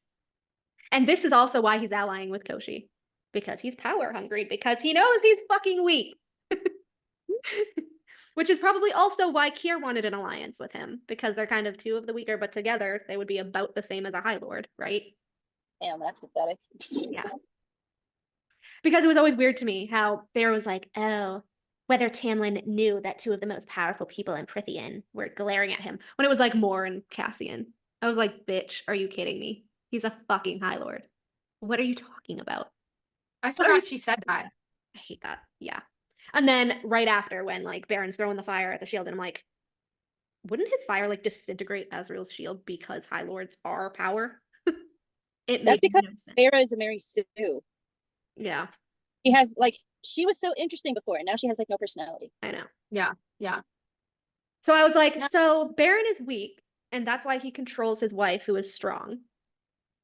And now that we know that, like,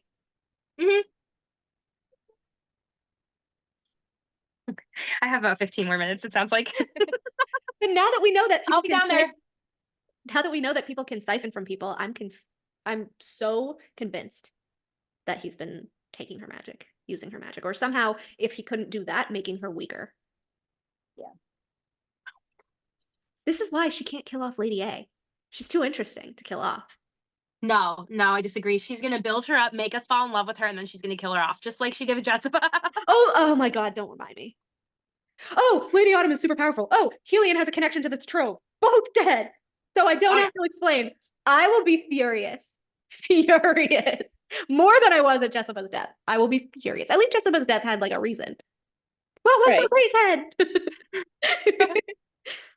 But I'm still mad that we didn't know Jessica's real name and we didn't know the astronomer's real name after she dropped those tidbits in CC2 and then just never came back to them. Okay, side story of something that I want to know is, you know how Jessica used to turn all of her old ex-boyfriends into animals? Like, well, that's what she claimed. Where did that rumor get started? Probably one of probably started it herself. Yeah. I turn all my ex-boyfriends into snakes. Different creatures and tanks. Oh my god. Oh, I love Crescent City. I don't care what anyone says. I know, like it's getting so much shit for like no reason. Oh, I had another thought the other day, and then it was followed up by me seeing the Tumblr post, which happens more often than you would think. But oh, actually, no, that was my Tumblr post. that was me. Someone else wrote it. No, I wrote it. You're so cute. Wait a second. That's something I would do, where I would literally type something up, put it on the internet, and then come back and be like, I read the craziest theory today. It was just a thought, because I was thinking of it again the other day, and then I was like, oh, I did already write this, and then I thought it was someone else. Never mind. It was me. But anyway, I said, if Sarah made... So we know now that Lucian... Well, we knew that Lucian could see through spells and glamours with his eye. Basically, it's his day court magic, right? Pretty much. I said, Lucian can see through glamours and wards, etc. So how did he never know about Valaris? Because wouldn't he have been able to see Valaris? Oh. But he never really had any reason to go to the night court. Yeah. No. But he was an emissary. So he would have had to go to the night court at some point. He would have seen through the spell and the glamour on Valaris, right? Which was so weird when he was like, I never knew this was here and there's children playing in the streets. And like, you should have. Because I was convinced. At first I said, I wonder if Rhys spared him because he's a good male and he just didn't want to know if Lucian knew about Valaris. Maybe that's why he made Lucian kneel and bow to him in Akatar like an unsaid warning. Not that Lucian would have been the kind of person to say anything to Amarantha, but... So, did he say in one of the books that he only ever went to Hewn City, though? I could just... Okay. Oh, no, he said that he knew about the Court of Nightmares, yeah. Like, I wonder if he didn't know about Valaris because he his emissary work was at Hewn City. Yeah, Rhys probably would have sent the correspondence too and been like, yeah, true. Right? I don't know. But it's still weird. Like, you're going to show up at the border and, like, you're not going to see the spell or the ward. Like, odd. But then there is the whole retcon that Sarah wrote in that pisses me off the most, actually. Because it doesn't make any sort of sense. And I've tried to puzzle it out a million times and I just can't. Other than that, it was a afterthought that she forgot to put in or take out. But the fact that she said that Amarantha closed off all the borders after the rebellion of the 3 High Lords. But everyone was at Calanmai? Yeah. Really?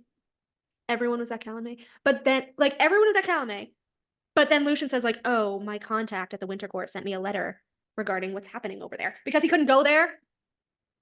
So, my question is, does Calanmai, because it's like a surge of magic or whatever, does that override Amarantha's spell? For the night? And also, is it like a Cinderella thing where it's like, before the clock reaches midnight, if you're not back in your own court, you'll be fucking stuck here for a year? Like, I want to know. It bothers the piss out of me so much. Oh my gosh. Sarah! Sarah, why? Why? Why? Hello, everybody. We are back. We are back. Oh, I'm wearing my moon shirt.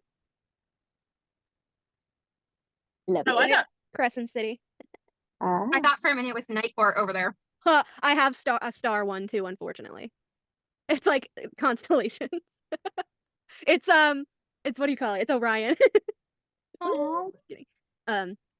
Anyways, I was woken up with Olivia's text today, fighting with me about Cormac again. I was like, I wasn't trying to fight. You came on so strong. I was like, let's Did I? go. Sorry. That was not my intention. It was hilarious though, because you never do. What the hell? I'm trying to pull up what you even said first. Okay. Okay, Echo so was like RIP notifications. yeah. Oh yeah. So I was last like, night, what are y'all arguing about? I had sent you guys, which you were both asleep, but I had sent you guys the poll results again, where everyone said no, he's not Okay, dead. that's what started it. That was last night. And then I woke up to that. I can't rig that many votes. And then you just put like, say what, and then you went off on this tangent. You're just like, there's no way. I don't get what role he can have. Nesta isn't going to end up with him. Cassian is a main character. People would riot. I know people would write. That's what I want. I know. No. Yes. Yes. And then I said, even if Nesta isn't with him, he's still alive. Him and Rune had prophecies. Why would runes come true and Cormac's not, especially from an Avalon oracle who couldn't be affected or touched by the Asteri? And then you said it already came true, and I said, like, when? I said, for all the reasons that we already stated. Tattoo, magic wouldn't kill him, he's a living archive of the Dust Court. And then you're like, he and Bryce got together. I said, no, they didn't. Yes. No, they didn't. Yes. He never married Bryce. They allied. They allied. Well, He didn't get Getting together with her. Some people would consider that to be getting together as like allies. But Mingling. was that the prophecy? Mingling. Was that the Mingling is not prophecy though? correct. No. I think it was the prophecy. I'm convinced. No, because part of Because- his prophecy was him being a king. Yeah. And he didn't get to be a king. Yet. I said he never slept with Bryce, he never married Bryce. They didn't get to mingle. I said he was with Rune and Therian most of the time anyway, and Cormac never killed the Asteri, got to kill the Asteri. He only took out a chunk of Opian. I said he'll have to help kill the Asteri on Prithian, though, because they're buried under Ramiel. And you said, how the heck is he getting to Prithian? And I was like, oh, God. Oh my God. That's how I felt when I woke up and saw your poll today. Just put me on the wrong side of the bed immediately. How is he getting to Prithian? I was like, the word gate with his word mark. I said, and then you said, wouldn't he have done it before that if he figured it out? I said, no, because he had to teach Bryce how to winnow and square things away with Rune. And you said, what word gate? And I said, the monolith on Ramiel, rip in the world. And then you were like, he could care less about squaring things away with Rune. To which I replied with the actual quote from the book where he did want to square things away with Rune. No, he didn't want to square. They like Rune and him squared it together like mutually. It wasn't like he felt obligated to do it though. He told Rune to meet him at the cafe. Hell. And then I said, out of like rip in the world is used 3 times. How would he have gotten to the monolith? I said blasted through a rift, word marks, open the rifts and the gates like Aelin. And then you're like, Aelin's not his ancestor. And I was like, the Lydia thing, I explained that again. That we explained the other day. I said, yeah, he's probably Lydia's cousin. They both have her godly fire magic. And Cormac knew in the cafe scene that like he was gonna leave because he looked kind of sad. I said Cormac knew in that scene that Rune was wrong and he wouldn't get to be around Lunathian anymore. I think he planned to do the yielding but was instead flung through the rift because of his tattoo. To which I gave you the quote from Tog that says, long ago before the Khaganate, before the Horse Lords on the steppes and the Torre by the sea, before any mortal ruled these lands, a rip appeared in the world in these very mountains. Yeah, so, but how rip in the world? What does that have to do with where Cormac? Because that like the monolith opens to that. Because remember, if you think about the history with Analius, he was trying to block them from getting to the monolith. Because once they touched the monolith, they could have opened the rip in the world and gone through for reinforcements. And so if like calls to like, his word marks would have called to the word gate. Kind of, which I said like the knife and the sword. Bryce fell through. Right? Like the knife and the sword, Bryce fell through with the sword. The sword led her to the knife. His word marks would have led him to a word gate. I think he's on Ramiel. But also, he's cold. He's shivering. I know, especially if he's like low on magic, burned out. You're gonna find him though. I still kind of think he was the shadow though. And somehow like maybe, I don't know, maybe winnowed or tried to get somewhere and it just, because if you remember, Rhys says that you have to have, is it Rhys? Yeah, I think it's Rhys. That you have to have a specific destination in mind or else you just like pop up wherever you pop up. So I think he was like, he didn't know where to fucking go. So he just like winnowed and popped up wherever he popped up, which was like along Moore's route. Like calls to like, right? That could be. I mean, the only thing that's convincing me that Cormac is still alive is that part right there. It's the shadows looking at Moore and she said it felt similar. Maybe that's Cormac. Not the word mark tattoo? No, I think that was just a total. extra detail that has no significance. Did you read? You read Tog, right? You're on. I 14? read yeah, I'm on Crown of Midnight. Yeah. You read about her opening the rip No. with Nehemiah's book. When Hell they were Realm?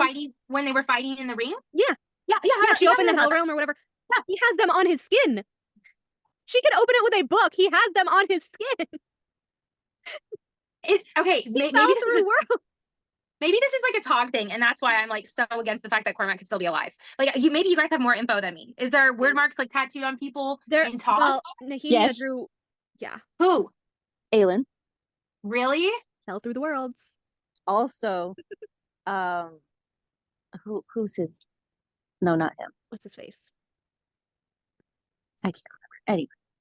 Yeah, Aelin, and she falls through worlds. Yeah, she falls through worlds, and they Rowan think that tattoos she's them like on her back, like down her back over her scars, Okay, so is that like the significance? Rhys with the horn. Okay. So then maybe that's why I'm not as convinced as you guys is because I haven't finished. I didn't know Rowan Tattoo. You need tattooed to them. finish. I gotta catch up on some shit. Namely Tog. I I'm know. doing all of my Tog books in Audible from here on out so I could just listen to them like Yeah. all day long. But yeah, I'm not Aelin gonna has read it. them all down her back over all of her scars from Endovier. How did Rowan know that? Was he's just like proficient in words? She tells him about them Oh. from So Nehemia's Aelin book teaches and all. Rowan? Mm. You gotta And catch up. Cormac again. know. Cormac has her same fire. But that's But why I was Shadow. also thinking. But then I was thinking, if he was trying to do the yielding and the tattoo flung him through a rift instead, is he a Croken prince? Was his mom a Croken witch? That has me. I was like, didn't they say there were like rare male witches born sometimes? Yes, Manon's daddy. Mm-hmm. So if he's Croken witch and Aelin's descendant and High Fae and Dust Court, he's kind of almost as mixed as Rhys. But also I said it's odd how she worded this, a rip in the world, because again, if you remember, in fucking Aka War, Eris appeared atop our knoll out of a rip in the world. And I was like, Eris? Where did Eris go before the war? Was he trying to get enforcements in case Tamlin didn't show up to drag his father? It would have been interesting. Where did he go? Where do you think he went? Becca, what do you think? Out of a rip in the world, Eris appeared atop our knoll, clad head to toe in silver armor, a red cape spilling from his shoulders. I'm not sure. There's so many opportunities that he could have taken. Was he just searching the worlds, kind of like the Asteri could have, just looking for reinforcements and just, came up short? I don't know. Because that's a very specific line that she used from Tog. Prepared in the world. But then I was also thinking, that also made me think, was Amryn in the Tog world? Was she one of the Valgs in the Tog world? I still think so. I think she was one of the princesses. Or maybe not. Or maybe she was I would say is she a Stygian spider, but she's literally a princess of some sort. Yeah. She's a princess. I still think she was one of the gods, one of the Tog gods. Could be. Like Loomis's kid or something. Anyway. And then Larita Reeds posted quotes from the Three Mountain Theory that I think we've been over a million times, but she posted some other ones and it made me think of other things. So I'm going to read you these quotes and I want to know what you guys think. And Olivia might get a little upset, but we'll see. Apparently I'm on one today, so just prepare yourselves. So this is I think this is after Cassian was like compared to an alias a million times, which makes it even more delicious. Even though Crescent City compared Asriel to an alias, so well, no, he just had his knife. There. He just had his knife. We don't know. Vesperus called him an alias. No, she basically said, like alluded she said, to it. You know an alias, and they're like, he's been dead for centuries. That traitor. yeah, traitor. Which foreshadowing Asriel betraying the Night Court. He's got the knife. Anyways. Oh yeah. It says, I don't know who's telling the story. I forget. I think it has to be Cassian. Oh my gosh, I just thought of something too. What? So you know how Asriel's name is like the angel of death and Nesta is Lady Death? he's gonna betray the Night Court by being her knight. Her right hand. I would not be surprised. Mhm. Yeah, they're I gonna could- totally move to dusk. He's gonna be her right hand. The Valkyries are gonna be there. Gwen's gonna be his mate. 100%. Oh, yeah. 100%. It says they didn't realize that far worse things prowled between the peaks. They're talking about Ramiel, and keep that in mind. Some of them hunting on the winds, some crawling out from deep caverns in the rock itself. Most had been slain by the Illyrians or sent fleeing to those steppes, but the most cunning of them, the most ancient, they had found ways to hide, to emerge on moonless nights to feed. Tell me that doesn't sound like Amryn. Gollum? It sounds like Gollum. No, that's what I thought. It sounds Yeah. like It's Gollum. No, but Amryn, like, the wind hears everything, and da-da-da-da. Amryn fucking escaped. Come on. So the Daglin are under Ramiel. And you know what that leads back to, which maybe it's not portals. Koshi. What? Koshi. No, It leads back to Koshi. but the mural in Tamlin's study, which we never put that together. The gleaming eyes and teeth between the peaks. Whoever drew it saw them. Oh. Saw them. It's fucking Lauren. I swear to God. It has to be. Unless, I don't know, super weird, cracky theory, but unless Cormac knew Tamlin's family and he's the one that fucking drew it, but I doubt it.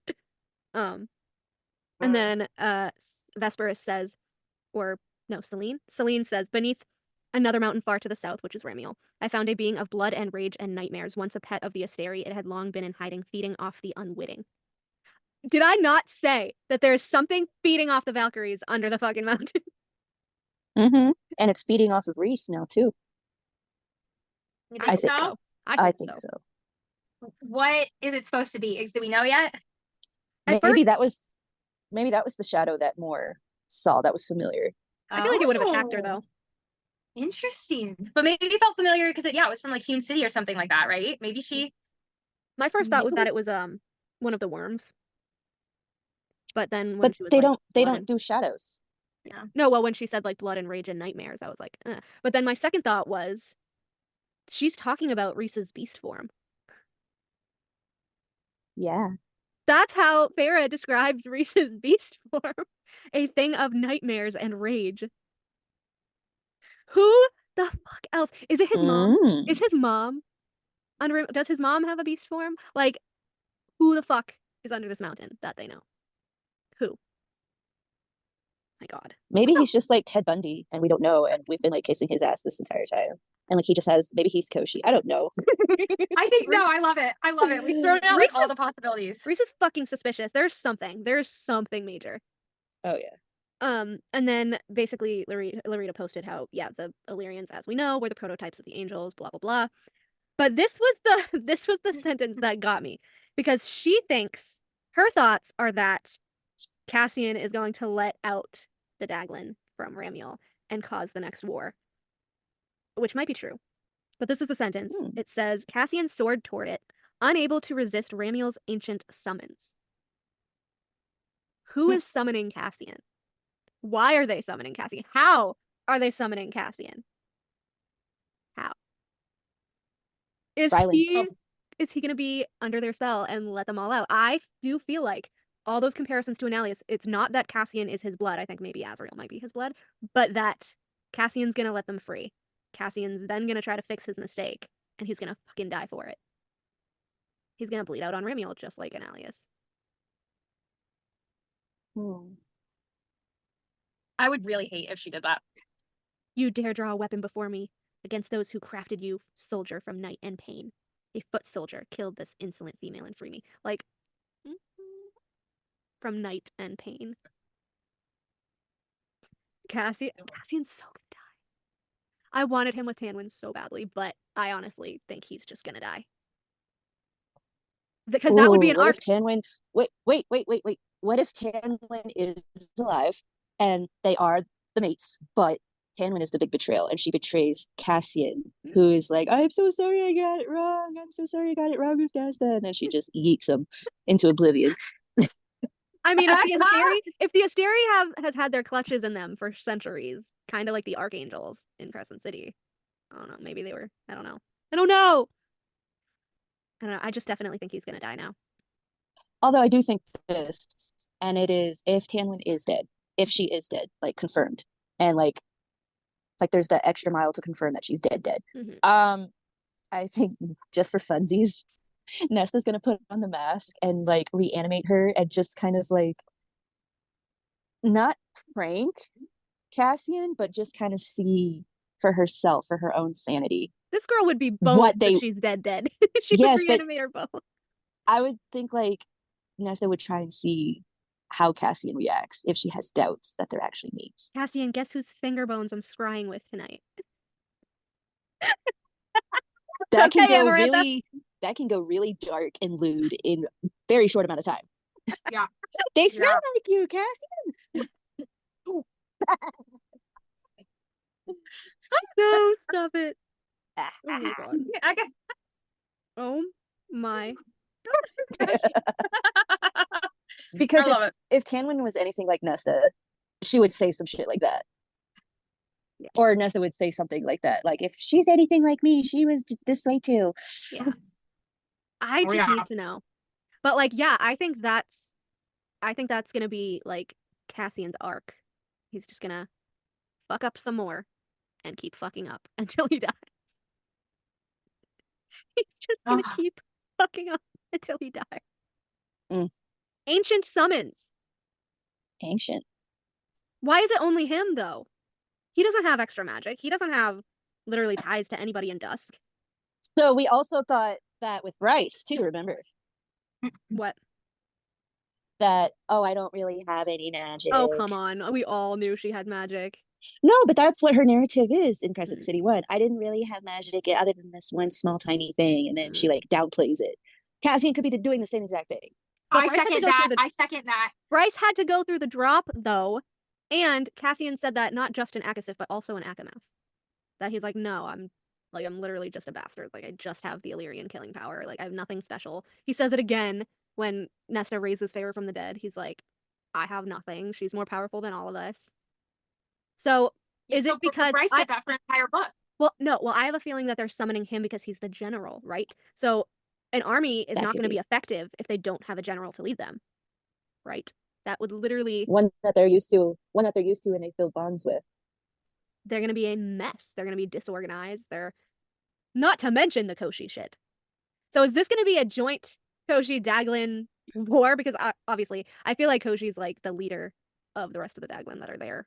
I feel like. What if the ancient summons is from the continent in Valhalla and Moore is being all shady and quiet because, Valahan, and Moore is being all shady and quiet because she's like, I don't want to upset Cassian because this involves him and I don't know what to do. Could this be why Cassian is perpetually drawn to Moore? Fuck. Yes, I think so. Like, he has a mate and he's rubbing her feet and he's putting a hand on her back and I'm like, what are you doing? What are you doing? Buying her lingerie. Like, what? Because that's normal. Sitting next to her, putting her legs on his lap, rubbing her feet. What the fuck? What the fuck, Rhys? Okay, but you won't do that for Nesta. Makes sense. He's just backwards. Weird as fuck. That whole thing where he puts his hand on her back and he screams at Rhys for more, but he will never do that for Nesta. I don't forget him. I don't forget him. This is what makes me wonder, like, are they mates? Like, he honestly should have made Cassian and mates because that makes the most sense. Like, I know. Cassian still isn't her equal though. Well, I don't know, technically, because she's based on a war goddess, and he's a war general. Yeah. Okay, I see it. Yeah, it makes sense. Or think of it this way. Is it just Moore herself giving off these vibes? And is Sarah just being really vague and subtle about it? Because in Akamath it was Azriel, in Akawar it was Eris, and then it was Cassian, and then in Akasif it was still Cassian. So it's like all these people are feeling like weirdly protective of her. All these men. I mean, that's a good point. Ooh. Like, Moore, you little manipulator. And we've seen her manipulate people. Everything she does is a manipulation, right? Yeah.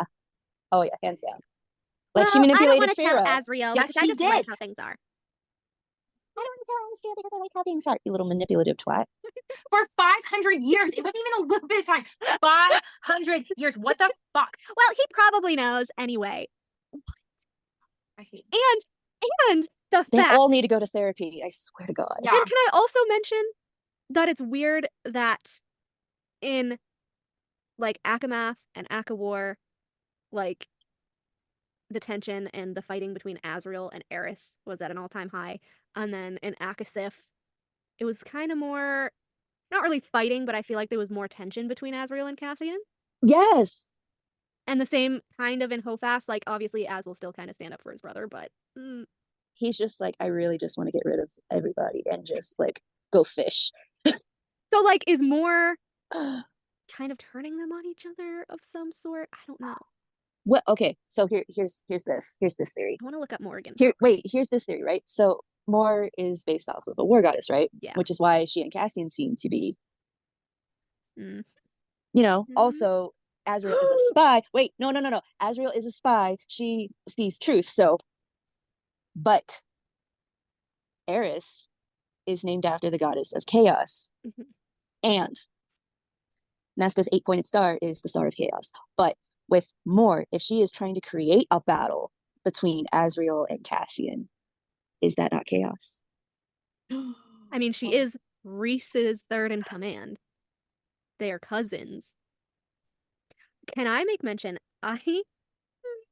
Interesting. I just looked up the Celtic goddess of death, guardian of the dead, also a goddess of death and war, the Morrigan.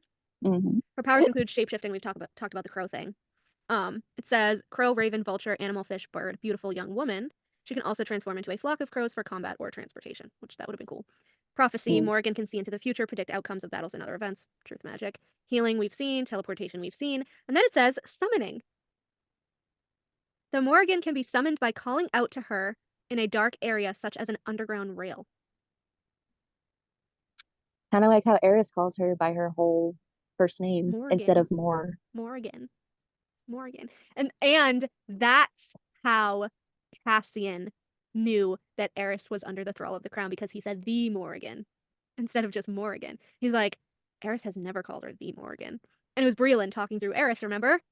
Mm-hmm. But calling out to her in a dark area. So are the Daglin calling out to Mor? Are they using her as their conduit? And not Elaine. So could Mor be like the conduit to the Daglin, and could Elaine be the conduit to Koshi? Oh. Mm-hmm. The Morrigan inspires warriors to conquer fear and achieve greatness. So they might want her on their side. But isn't Koshi? Didn't we say that Koshi is like in cahoots with the Daglin, or like the dad, the Daglin? Okay. Yeah. So they have multiple agents working together and getting different. They're siphoning different powers and abilities through these unsuspecting, so far, females. Okay. Triple goddess of death, she assumes the role of a protector of the land. Protector of Valeris. I also want to point out that I don't think it's a circle. I think it's a triquetra. Her symbol. It's either a Triskeli or a triquetra. I like the Triskeli. Yeah. Because I was Triskeli thinking, is prettier. yeah. But like, I don't know, was the bone carver drawing her symbol and not the symbol of Rhys's necklace? Was he drawing the Morrigan symbol? Because it's like, oh, 3 interconnecting circles. Okay, that's kind of a triquetra, kind of a Triskeli. Oh my god, like what if they're, I don't know, this confuses me though. Why would they be summoning Cassian? There's nothing special about Cassian. That you know of. There has to be some. I mean, other than as a way to bait Nesta. True. They've done it before. Or Mor, or Rhys, literally anybody. Although I think Rhys is getting well, insane in the membrane. Oh man. Yeah, crazy. Feyre has been extremely quiet though, which is weird. Because if you think about it, because if you think about it, someone made a point on one of my posts earlier. They commented on my Rhys parallel to Duva reel that I did. And so they go, oh my god, he made her get the ring. I knew that was suspicious and I never knew why. I was like, yeah, he did make her get the ring. He did make her get the ring. Here's a crazy crack theory too. Was his mom a Valg princess? Is her soul in the ring? Because Feyre does say Glimmer's kind of like a Starfall soul is in it, and that's how the Valg princess possessed Uva. So if Rhys's Valg is, I don't know, activated, I guess you can say, after coming back from the dead, would that also kind of activate the ring because he's attached to it? Because he's like, Maybe. it's my ring, it's my ring, it's my ring. And the mom was like, as long as you have this ring, I'll always be with you. Like, suspicious. I am just very sick of the radio silence. I need to know. I need to know something. Oh my god, yeah. Same. I need like a hint of something, like a title, a pairing, a bond, a character, a cluster of characters, Anything. a quote. Please, anything. Anything. I think it's really concerning that she's been super quiet. Like, I feel like I told you, and I swear to God, she's like rewriting, or she doesn't have like inspiration, or I don't know. I think It's so too. I think she's right? burnt out. She Yeah, literally she seems- started in April. Like, she literally just started writing it in April. But then you think like, oh, she did Hofast in 5 months, so it's like, it's possible. She also gave birth to another kid. That was before Hofast. But yeah. And then she I took would- maternity leave. I think she's exhausted. I do too. I think she's exhausted, but it's weird because you can still be exhausted and like update your fans. Like I don't know. Maybe it's just Just me. post something. Oh, I'm postponing the book till whatever. Like, just Yeah. let us know. Just tell us like, hey, you guys, you're not gonna hear anything for a year. I'm really burnt out and I have no. Yeah, just say like you're not gonna hear anything for a year. That's all you have to say. Yeah, I mean, she even posted about like what was wrong with like her wrist or her hand or something, and that she had like an injury with her hand, and that's why she was wearing the wrist for doing autographs. Yeah. And like she had a like it was a really bad injury. Yeah. And like she posted that, and it's like, 2 million followers. Are you and I love okay? Josh. Like- and like, what the Yeah. fuck? Come Yeah. on. Like, is she okay? Because I mean, it's weird. So weird. I don't like. I don't know. There's It's no- really weird, guys. The other thing that I thought about was like, was she like so upset about the leak that she's just like, you know, like, I'm not gonna say anything. I'm not, because then someone could try and pry and like leak what I have, like my drafts or something. I don't know. Yeah. I don't know. It kind of She never talked about It that. wasn't in No. English though. I feel like it didn't really affect her that much. I don't know. Yeah. I don't know. Were you gonna say Aka too? the one where Josh took a picture and in the little corner you could see Akatar TV show, and it was like the rest of it was blank, and like he had deleted it, and then we didn't hear from either of them for a while. And then they're like, just move back to New York. You're too difficult to work with. I thought about that the other day. I was like, that's so weird. She like moved back. So did she just decide like this isn't gonna work? We're gonna cut ties. Blah blah blah. Probably. Yeah. I don't know. But then someone said that they're still in the works of making it, which was weird to me. Maybe they only needed her for like something and they decided on it Oh. and they sent her back. I don't know. That could be true. She didn't want them to like change the script and everything. Oh, maybe. Because she has high hopes for Tamlin still. Let's hope. Maybe because she has high hopes for Tamlin still, and the studio is like, oh, we're gonna make Tamlin like horrible, and she's like, no, that's not what it is. That's not how he's being written. That's not the vision I have for him. Please stop. And like, oh, but the whole entire fandom thinks this, and it's like, I'm the writer. I fucking created this. This is not what I intended. And then No. of course the media outlets are like, she's being too difficult. Oh, that would make a lot of sense. That's what I have in my head. No, That's but how I that would make sense. Yeah. I totally would. Oh my gosh. It's Tamlin. I feel like Hollywood gets their hands like, look at the It Ends With Us controversy, right? Ugh. Oh, I know. No. But- They like No. Nope. don't even go there, right? They gave it to Hollywood, right? And then the actress, like Blake Lively, basically, like came Oh in. God. Yeah. I know, and like got involved and like put her creative spin on it. I feel like Hollywood would ruin ACOTAR like that.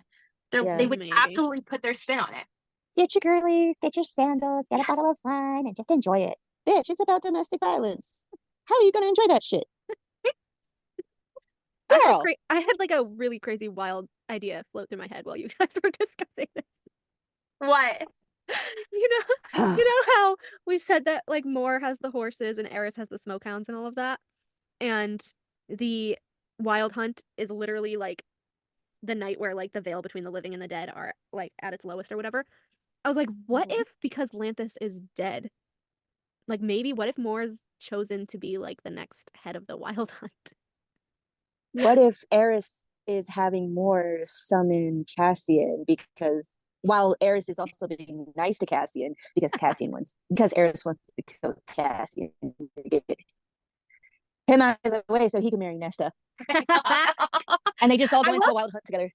I will say that until you said that just now, I didn't think of it, but like Assyrian horse, I don't know. It's like it is very Throne of Glassy, like the Assyrian horses and like the dogs, like Dorian and where it doesn't say what day like the Wild Hunt is usually on, but I feel like I don't know. I feel like there's gonna be a Wild Hunt of some sort, and I feel like maybe I don't know. Maybe we're gonna see some dead people through the veil. That's just me hoping. That'd be fun. That'd be fun. I still have that fanfic idea in the back of my head to bring back all the dead people. If it happens in the autumn court and the winter court, oh my god, we get to see more of other courts other than spring and night. I need more spring. We didn't even see spring. We saw the banner. We had like a touristy tour of it. Without village names or anything. Just we saw the tourist trap parts. Okay. We didn't see like here's the manor and here's the Starlight Pool and here's an unnamed village with unnamed people. Who like worship you and think you're like the bee's knees and won't let you help because you're the bee's knees. And why are you wanting to help? Like with and are traumatized from being cannibals. And she was like she was so mad about it too. Like, why won't they just let me help them build their village? When they were just trying to be nice to her and be like, we don't need your help, you've done enough. Like, we're trying to be nice to you, like go relax. Tamlin says that. He's like, you've done enough. Like you've earned time to fucking relax. Like you went from hunting for your family to death trial to like calm the fuck down. Just relax. She physically does not know how to relax. Go sketch something. Yes. Something. Masturbate. I don't know. Just do something. Do something else. Go for a walk. Do something else. Go for a walk. Like, I don't know. Do a crossword puzzle. Oh, wait, you can't read. He was literally like, you could go hang out with friends too. He was like, go hang out with Braun or Hart or Lucian or Andy. Like, they're she not wasn't like trapped. I know. She entrapped herself and then used Tamlin as a scapegoat. It was totally. She sucks so badly. She totally made him her scapegoat. Her issues are far deeper than Tamlin, but she's using Tamlin as a scapegoat. It deals with her family trauma, and only Nesta so far has been the one to work through that shit. Sort of. She's not even fully healed. Sort of. No, she's just started. Yeah. But she started. That's the thing. She started. That's what throws me off about how, like, I guess Nesta's going to be, like, a background character in the rest of the books, because how? I've also seen a theory on Tumblr where folks are saying, oh, I think Nesta is going to get killed off. And I'm like, there's no fucking way. She's too much of a big character. Wait, what else did they say in that theory? I can't remember. They just don't like her. They just, that's pretty much it. But then Sarah also, when Sarah was questioned about Nesta and like, oh, like she had her healing journey and and Sarah's like, well, it's like, you know, it's kind of like in real life how like you're not fully healed and like she's still healing. She's not totally healed. And I'm like, bitch, tell me you have another Nesta book without. I mean, she's right though. Like the way that Farah has healed, she's not healed. She's still in the process of healing. She had a baby way too soon. Another manipulation by Rhys. When one minute she's like, oh, I don't want to have kids right now. I want a couple of years to just enjoy you. And then the next minute she gets baby fever because she sees a painting that should have been to Elaine, not her. No, because she was like, oh, well, you could have died and we wouldn't have had kids. Like, okay, good. We don't want any more You still Rhys. died while having kids, you dumb bitch. Like, he can literally die whenever. Like, I don't know. Y'all, I mean, I guess if you don't have C-sections, you don't have sperm banks, but come on. You guys, that Nesta theory is actually kind of bothering me right now. That she might die. Because like, think she's gonna die. I don't think she's gonna die. Really? Because what if because what would happen to Dust? What? Like, there's no other Like person. what? Oh, okay. I don't think now she's gonna die. She has had so much screen time. I don't think she's gonna die. But like, what because there is foreshadowing with Cassian, like, what if it's both of them? What if, because they're the warriors, like, what if the star on her back is like defending the Dusk Court? I don't know. And like, well, her and Cassian go out in the fight. Cassian already lost his Valkyrie general once. He's not gonna lose another one. No. It's gonna be the opposite. It's gonna be the Illyrian general that dies now. Or both. Or Draco. Because they don't. If he's being summoned to Ramiel, that is not a good thing. No, Dracon, or not Dracon. Not Dracon. Who is Cassian's foster daddy who they don't Devlon? like? Devlon? Devlon. He's gonna die. Oh, I actually kind of like Devlon. No, the I girls have can't train. experience. Go do the dishes. Yeah. He's Well, gonna die. no, I could see Devlon dying. I could see that. Yeah. Who's gonna be the Like new maybe Balthazar? maybe he tries to save Cassian and he dies in the process. Well, I think that like I do think like a lot of Illyrians are going to die because obviously if there's like swarms of Daglin that get unearthed from fucking Ramiel because of Cassian's fuck up, like Cassian's gonna die and a bunch of fucking Illyrians are gonna die. So yeah, I think Devlon could die, but I think that's also gonna lead into like the reshaping of Illyria, and maybe that will And lead into Frisian. yeah, and I think that will lead into like Asriel's story because remember he didn't really like his people, and they like didn't want No. to change and they didn't want to do any of this stuff. So like Emery, Balthazar, Asriel, I feel like they could reforge Illyria, but I still think that Asriel's gonna go to Dusk. I think it might be like maybe that'll just be like Emery's story. Like Asriel, from what I remember, like Asriel didn't like his people. He didn't even want the tattoo. He thought about getting rid of it. Hmm. And I'm like, oh shit. There's something to those tattoos though. I'm telling you right now, it is a fucking blood oath to Rhys. Well, no, because like they're the only ones in Prithian that have it, and they were the closest to Vesperus and everybody else. Like, I mean, No, Yes, they're blood oaths. they're blood oaths. Because also Feyre has one, remember? And she lost her fucking marbles.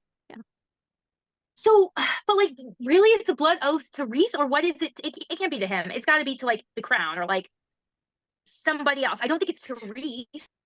So, Because if you remember, the Illyrians have no choice but to fight for Rhys.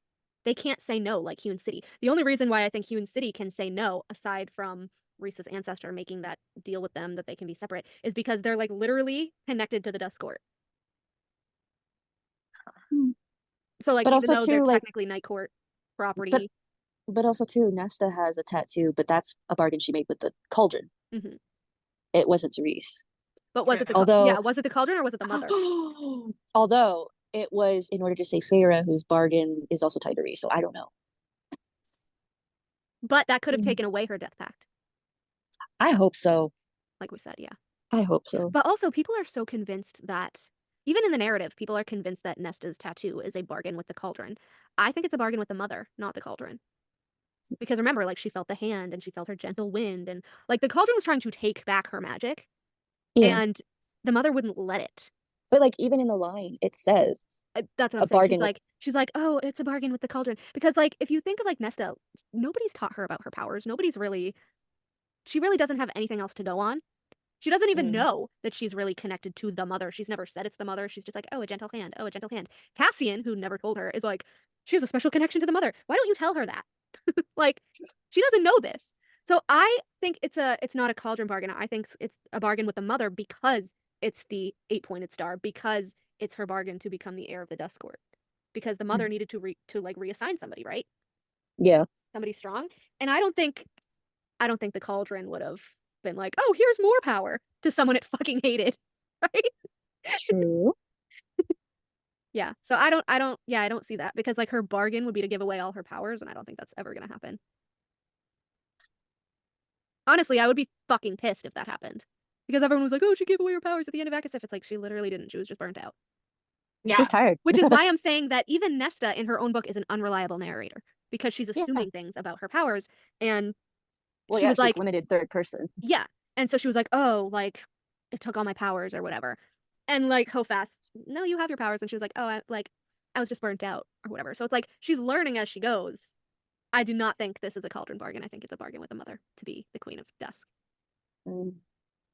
I hope so. I'm just concerned because she said that each book's going to be a separate couple, and I just don't know how she's going to line this up, honestly. Yeah, but she did say there's going to be a lot of overarching plots too.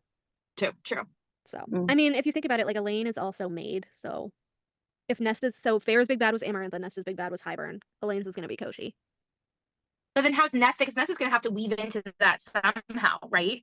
Probably like with the Valkyries and, fighting the war. And that's how, maybe somehow during the war, the Daglin get released from Ramiel or something happens. I don't know. All I can tell you is that this is going to be the worst fucking war. It's going to be like King of Avash style war. Maybe worse. Maybe worse. Yeah, because the Highburn War, it was awful, but not like, Kind of lame. yeah. And Nesta is, as far as we know, the only one that can summon the trove. So Nesta is and she has the blades, and she's gonna have the star. So Nesta's the only one who can open a portal, whether it's with her star and the blades or with the harp. She's the only one who can open one to send the Daglin off into space again to another planet. So, so it has to like involve Nesta. Like, I don't know. I feel like I would be shocked, but also not shocked if the next book she drops is like another Nesta book. Surprise. I Because don't like think so. I don't think so, but I wouldn't be super shocked. Yeah. Because of the way Yeah. that like Hofas ended. Like, oh, go figure out why. Okay. And Azrael, like, oh, I know all about the thin places, and Rhys never knew about Selene. And did it like, what? That's why I'm wondering, like, is it going to be as a Nesta? Honestly, though, they had a lot of like Chemistry. weird chemistry. It was weird. Like, you can't tell me. I still don't think it was weird. It was a little weird. It was weird. I mean, yeah, they acted like siblings, but it was just like, I don't know. Like, it wasn't like romantic. It was just kind of No. cute. Well, it wasn't like that for Rhys and Feyre at first, but Yeah, but then here we are. Azrael's like, oh, when are you having kids with Cassian for fucking Cassian? So like, I don't see him being interested in her because I don't know. I don't see it that way. Like, yes, technically, if you put them together, I feel like they would have a lot of chemistry, but I don't see them that way now. Yeah. At this moment in time. Mm.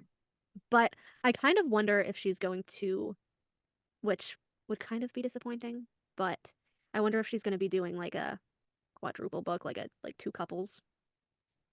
I don't I know. thought that too. Yeah. Like two couples a book, like Lucian and Elaine, Tamlin and Briar, and then like Nesta losing Cassian, Azrael, and the Dust Court shit. And like then like the all-out war or the war first or whatever she wants to do it, and then like Rhys dealing with his Valg, and because I feel like that's a little too big of a plot line to just be in the background. Like Rhys losing his shit. Yeah. I don't know. Is it me? I feel like that should have been in the main trilogy for them. I don't know. Unless she just got the idea after the fact, but I think it was after the fact. Yeah. But yeah, because if you think about it, like, yeah, we have Eris. We have more Eris, technically Nessian still, technically Gwynriel, Aleutian, Tamlin. And you could even do like a Vivian novella, Helion. Miriam and Dracon novella, Lady A and Helion. Like, there's a lot of people that need. Well, she said specifically there were 5, right? Like, didn't she say there were specifically 5 that she's picking from? 3. So 3. Oh, I thought in her interview she said 5 for some reason. She said she pitched the next 3 books and that they haven't changed. So it was more Azrael and Elaine in no certain order. Oh, no. There was a different interview, and she says I have 5 couples that I'm 5 ships I'm choosing from. That's what she said. Oh, choosing from? That's concerning. Maybe she it said changed. Yeah, I wonder. I have to find it. Let me see if I can find it. She specifically uses that interview. Yeah, let me see. Hold on. You guys keep talking. I'll try and find it for us. That's concerning to me because you know now that it's Elriel or Lucian and Gwynriel or Elriel and fucking Tamlin and someone, or I have to believe that she's putting Tamlin with someone. I have to, and I'm not ever gonna believe it's Elaine. I don't want to believe it's Elaine. I will never believe it's Elaine. I really hope she doesn't kill off Tamlin. Like, oh God. That would be so cheap. Like, she literally Yeah. had 500 million opportunities already, and just to like repetitively say like, oh, he needs to be healed to help us in the war. Oh, we already lost another High Lord. We already lost Baron to Koshi. Like, we need Tamlin to heal like 100 times in Akasif. Like, I don't think she's gonna kill him off because they literally need him. Because as a collective, if you think about it, despite like the infighting and all of that stuff, as a collective, they are the strongest together. Yeah. Like the queens, how they can only winnow when they're all together. Like their power, cultivates best when they're all together. And them already losing Baron is already a huge loss to their power. So they need, not even want, they don't have to want Tamlin to survive, but they need Tamlin to survive.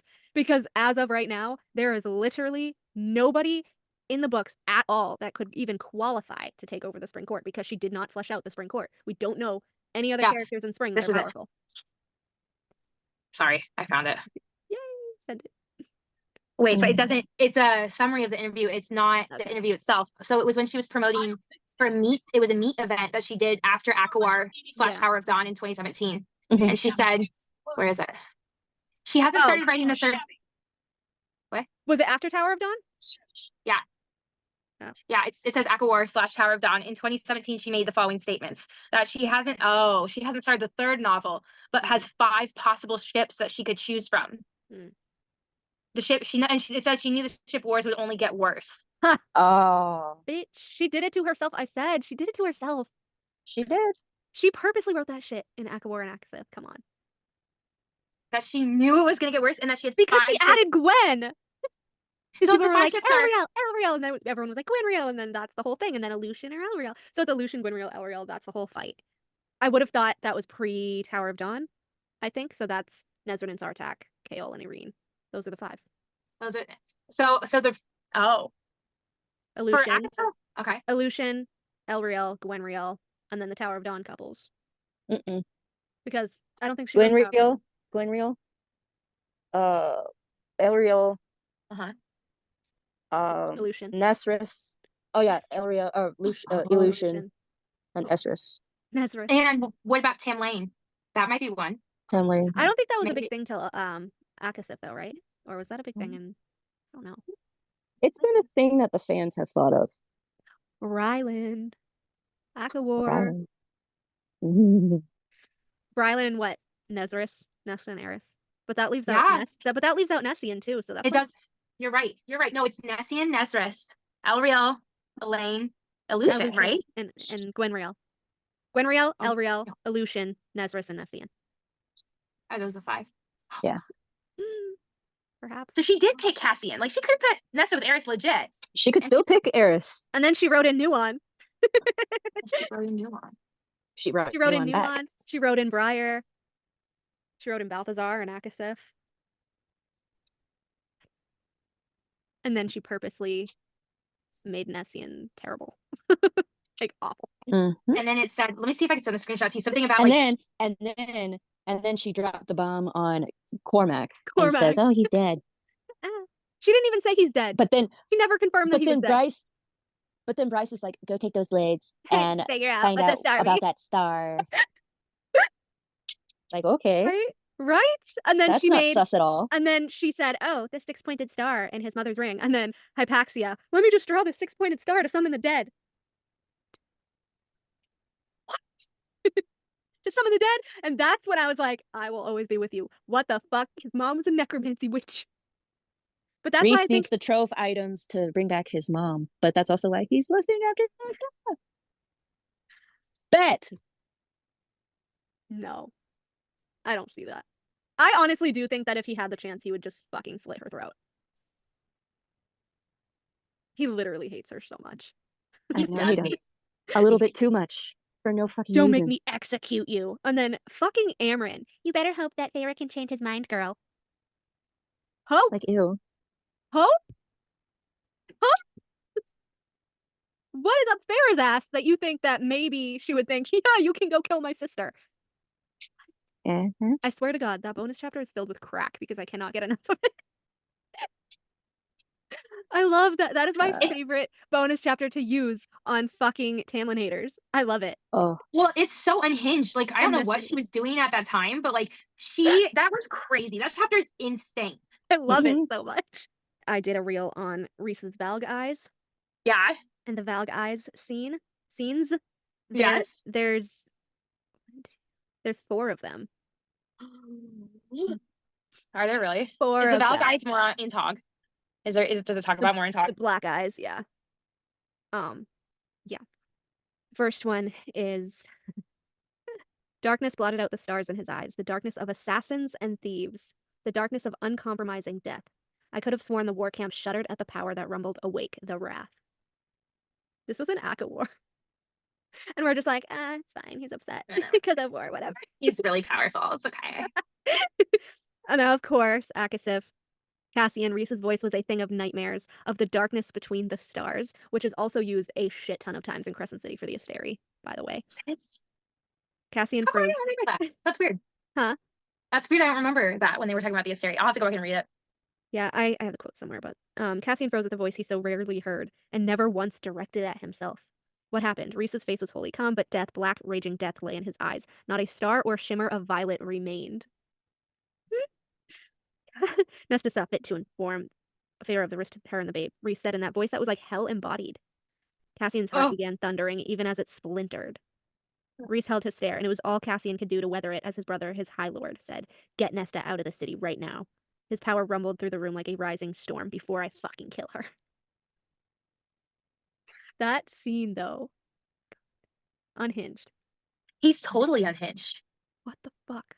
Completely. Rhys nodded without looking at the warrior and focused all his fury on Nesta. To her credit, the female stood stiff-backed, chin high, imperious and unbending. Ember couldn't help but admire her. Rhysand's violet blue eyes guttered into pure darkness at the challenge. In Nesta's expression, her stance, a predator recognizing a worthy opponent and unsheathing its talons. His hands curled at his sides as if invisible claws were forming. I love that quote so much and that scene, because if it's true, it's got to be like Nesta's like one of the top gods and he's like the Valg, right? Or something like that. Yes, exactly. The challenge. Yes. Just like in ACOTAR, when Farah's like, oh, something in my mortal memory remembered like the feel of this magic or whatever. Dude, Maeve's descendant and like Deanna or some shit. Come It on. has to be. It has to be. That's why, and like, and he hates Nesta, and she is the only one he does this to. The only one. Because if you remember, she's like, you are not my High Lord. I do not answer to you. He cannot High Lord order her, even though she's living in his city. She's more powerful than him. It's literally confirmed in Akasim. Why does Nesta keep saying like she feels like you're not my High Lord? Like, why does she? Because she's living in his city on his dime. Why would she say that? That's weird to me. Isn't that weird to you? It's something in her power. It has to be something in her power. That's like, you don't yield to him. You don't, like, has to be. You do not yield. You do Don't not you yield. find, but you find that weird, right? I That don't she keeps answer saying to you or my sister. And the trove answers to me. Rhysand snarled something that had Nesta's shoulders tensing and her head bowing. Ember found herself pushing out of her chair, stalking for the doors. Randall tried to grab her, but he was too late. Azriel didn't stop her. I love that Az is just like, do it. He's As Ember flung open the glass doors and said, isn't it a little early to be biting people's heads off? The trio froze. Rhysand slowly turned toward Ember. His eyes were black pits. I don't recall asking you to join our conversation.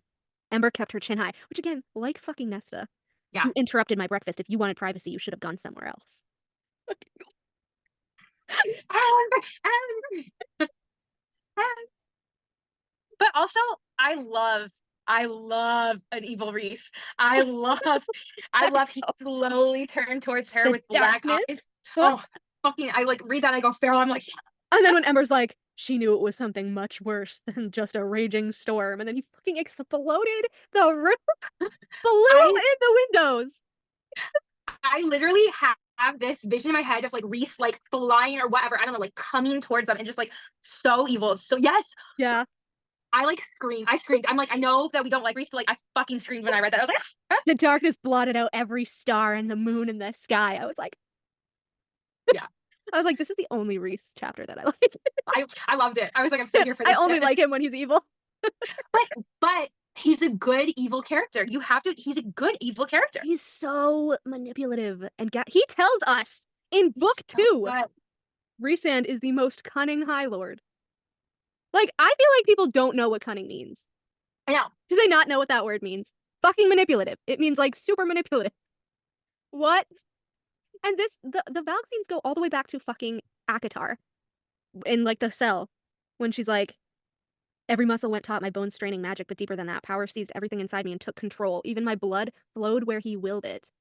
Couldn't move as an invisible talon-tipped hand scraped against my mind. And I knew one push, one swipe of those mental claws, and who I was would cease to exist. So actually, that's the dining room scene. Dining room scene. Like his first major scene. I love it. I love the imagery of the claws, too. The talons. The talons. The darkness hovered around him, began to writhe and twist and flare as he rose to his feet. I blinked and it was done. Not a full shift, he said, clicking the black razor-sharp talons that had replaced his fingers. Below the knee, darkness stained his skin, but talons also gleamed in lieu of toes. I don't particularly like yielding wholly to my baser side. Ha ha! It was still Rhysand's face, but flaring out behind him were massive black, membranous wings, like a bat's like the adders. He tucked them behind him, and she talks about the claws. Horrific, stunning, the face of 1,000 nightmares and dreams. That useless part of me stirred at the sight, the way the candlelight shone through the wings, illuminating the veins, and how it bounced off his talons. Okay. Okay, monster fucker. For real. Well, I'm here for it. I love it. I would be like, sign me up. Around and around the darkness swirled, the beginning and the end of the world. Where have we heard that one before? The first line of Celine's story. It was the beginning and the end. That was during his nightmare. Half a thought scattered the darkness again. His hands still ended in long black talons, and his feet ended in claws too. The wings were out, slumped down behind him, and I wondered how close he'd been to fully shifting into that beast he once told me he hated. And if you remember, during the nightmare scene, he like flips her over and like puts a talon to her neck, right? Like his default is fucking violence. I love it. Yeah. Oh, totally. It's absolutely valid. Well, and I think what's interesting is he has to be, he's Fae in Valg because he doesn't like going to his baser side. But Yeah. this quote always stuck out to me. And he said, I'm something, I'm a nightmare. And then he said, and people will always I am a like demon and a nightmare, and I will meet a bad end. He is the golden prince. But also, he said his children will always be hunted. And I thought that was really weird. I'm like, why would your children be hunted? Like what? Yeah.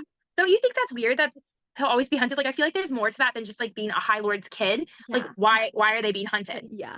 No shit, right? It's so weird. Why is Nyx gonna be hunted? Well, he would have if he wasn't like almost fully Illyrian. Thank God, Feyre. Honestly, I think that was kind of a gift from the mother. She was like, spare this fucking child from his father's power. I'm really excited. I hope Nyx has like a bigger part in the next Akatar book because I actually want to read maybe. about him. I know. I think he's sweet. I like Nyx. I like Next Gen. I know. His power filled the throne room, the castle, the mountain, the world. It had no end and no beginning. Again. No wings, no weapons, no sign of the warrior, nothing but the elegant, cruel High Lord the world believed him to be. His hands were in his pockets, his black tunic seeming to gobble up the light. The void? And on his head sat a crown of stars. There's so many crowns of stars. The full impact of him threatened to sweep me away. Here was the most powerful High Lord ever born, the face of dreams and nightmares. Again. The face of dreams and nightmares. Yeah, so we did the darkness blotted out the stars in his eyes.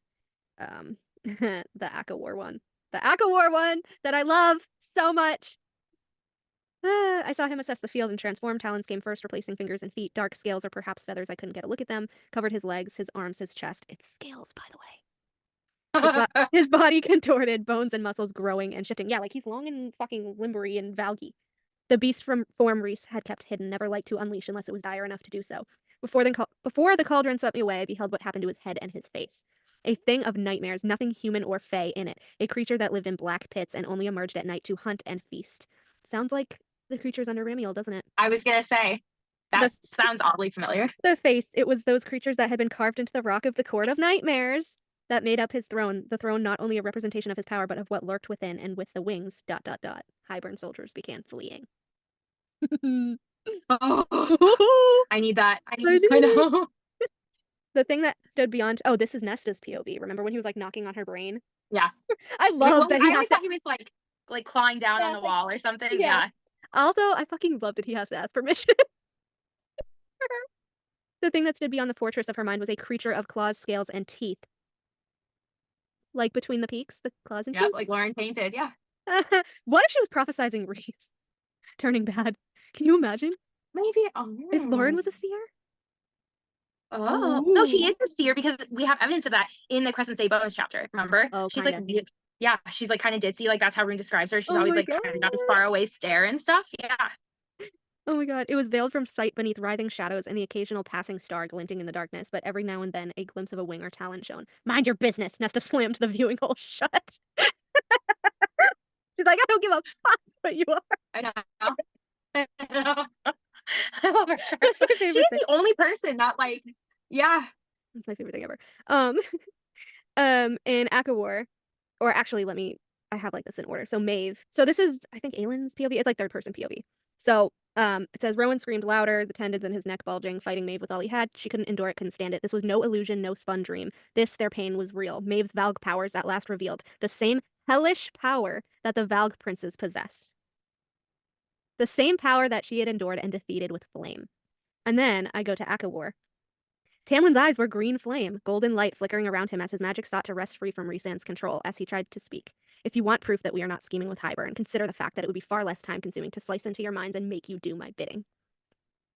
And That's then, I know. Yeah. So, Feyre saying that Rhys is hellish. Same hellish power the Valg Princess possessed. She's talking about Daemati magic because Maeve went into Rowan's mind and tormented him. He has to be her fucking descendant. He has to. What lurks beneath their skin? Violet eyes and raven black hair. Yeah. Yeah. her Valg form is described the exact same way as his beast form, except he has Really? wings. Yeah. Exact same way. Yeah, he has to be her descendant. There's like no way. He is like 100% Valg. He has 100%. to. He has to. Question for you, because I've been going back and forth on my opinion about this. If it comes to a fight, and even if it's kind of like a joint effort and they're trying to defeat his Valg or whatever, right? Do you think it's going to be Tamlin or Nesta that successfully defeats his Valg? Because we See, don't I think know. it's gonna be Tamlin. What? Because he does seem like Aelin's descendant, and like there was really no reason to give him like flames in his eyes, right? Like, do we know all of Tamlin's powers? Like, why? But that also goes with our theory that like the Ottoman Spring Court had made it at one point, right? Because if Tamlin has a teeny tiny bit of fire magic somewhere tucked in there, and never like wanted the Autumn Court to see, or like never had use for it, or whatever. Yeah, I don't know. I feel like the fight originates and is gonna end with Tamlin and Rhys. Like that's just, like there's a reason they're keeping Tamlin alive. Like, Do you like? There are really some days where I'm like, is she gonna kill off Rhys? I will tell you that has come to my mind. Like I've is always she been like, oh, she's way too coward to do that. Like, she's never gonna do that. But like, he died in Acheron, and she's like, well, there's gonna be consequences, and like, I don't think, because I've been thinking about this a lot this week. I don't think anybody's safe. I honestly do not think anyone's safe. I think she could kill off Tamlin. I think she could kill off Rhys and Feyre. It could be Cassian. I mean, truly, like it could be anybody, right? Because everyone well, I feel has like something. I feel like a lot of people are gonna die. Maybe not like mains, but I definitely feel like at least one of the random priestesses are gonna die, like as a Valkyrie. I feel like because Nesta's Totally. gonna have to deal with her first loss, right? Right. Valkyries, yeah. Which I said sadly that I think it's gonna be Deirdre because she's like the martyr in Irish lore. Oh, that's really sad. I could see that. Which is kind of annoying though, because I feel like the fandom's gonna be like, she killed off a black character, and like, she might not then. Maybe don't do Deirdre. Maybe do like Ananka. Yeah, or like Lorelai, I Ilana. don't know. Like the Nesta dying thing is kind of giving me pause. Like I could maybe see that. She's probably the only one that I don't see ever being touched. Dying. Yeah. I don't know, but she said she's like still got a story. She's still healing. We have the 8-pointed star on her back. Like really but again, stuff. like then if she dies, like then the Dust Court just stays buried, and I don't see that happening after Hofast, Not necessarily. What if it picks somebody else? Maybe. Possible. Maybe more. I feel like he's not. Oh, more. No. It didn't choose her before Nesta. It ain't choosing her after Nesta. After. Good point. A thought crossed my mind today, kind of branching off of that though, is that you know how we said like, oh, what if Elaine saw Lucian's death and like that's why she's staying away from him? So I was thinking, and I was like, what if she saw her own death? And she's sparing him from that. And she's like, well, like Azriel sees death all the time, whatever. Elaine's death crossed my mind this week as well. I was like, I'm not convinced that she's gonna make it out because we don't know much about her. Like the only reason why I say Elaine's definitely not gonna die, and this doesn't mean she's not gonna get tortured, because we all know that some people are gonna get tortured in this war, if not killed. But the only reason I say that she's absolutely not gonna die is because she already killed Jasminda, and like Lucian's already gone through that. True. I don't think she would do that to him again. They're mates. I don't know. And like that hurts. Like Feyre fucking screamed. Yeah. Like I don't think she would do that to Lucian. He's already super fucking traumatized. I do see Koshi kidnapping her, if not all three of them, and like tormenting her, and maybe the males, like we said in the myth, how all the males have to kind of go and try to get their females or whatever back. But I can see it. Does Koshi kill Cassian? I don't know. I have so many questions. Girl, let's get the next book. Oh my goodness. Okay, if we are wrong about literally everything, like Hofast, but I feel like we've gone over every single possibility. I literally was thinking this week about like what we've been talking about real quick, like podcasting. And I was like, we have discussed every single possible angle. There's like nothing left for us to go over. We've discussed everything. Yeah. Like there is nothing else to do. We have dissected the series more than anybody else.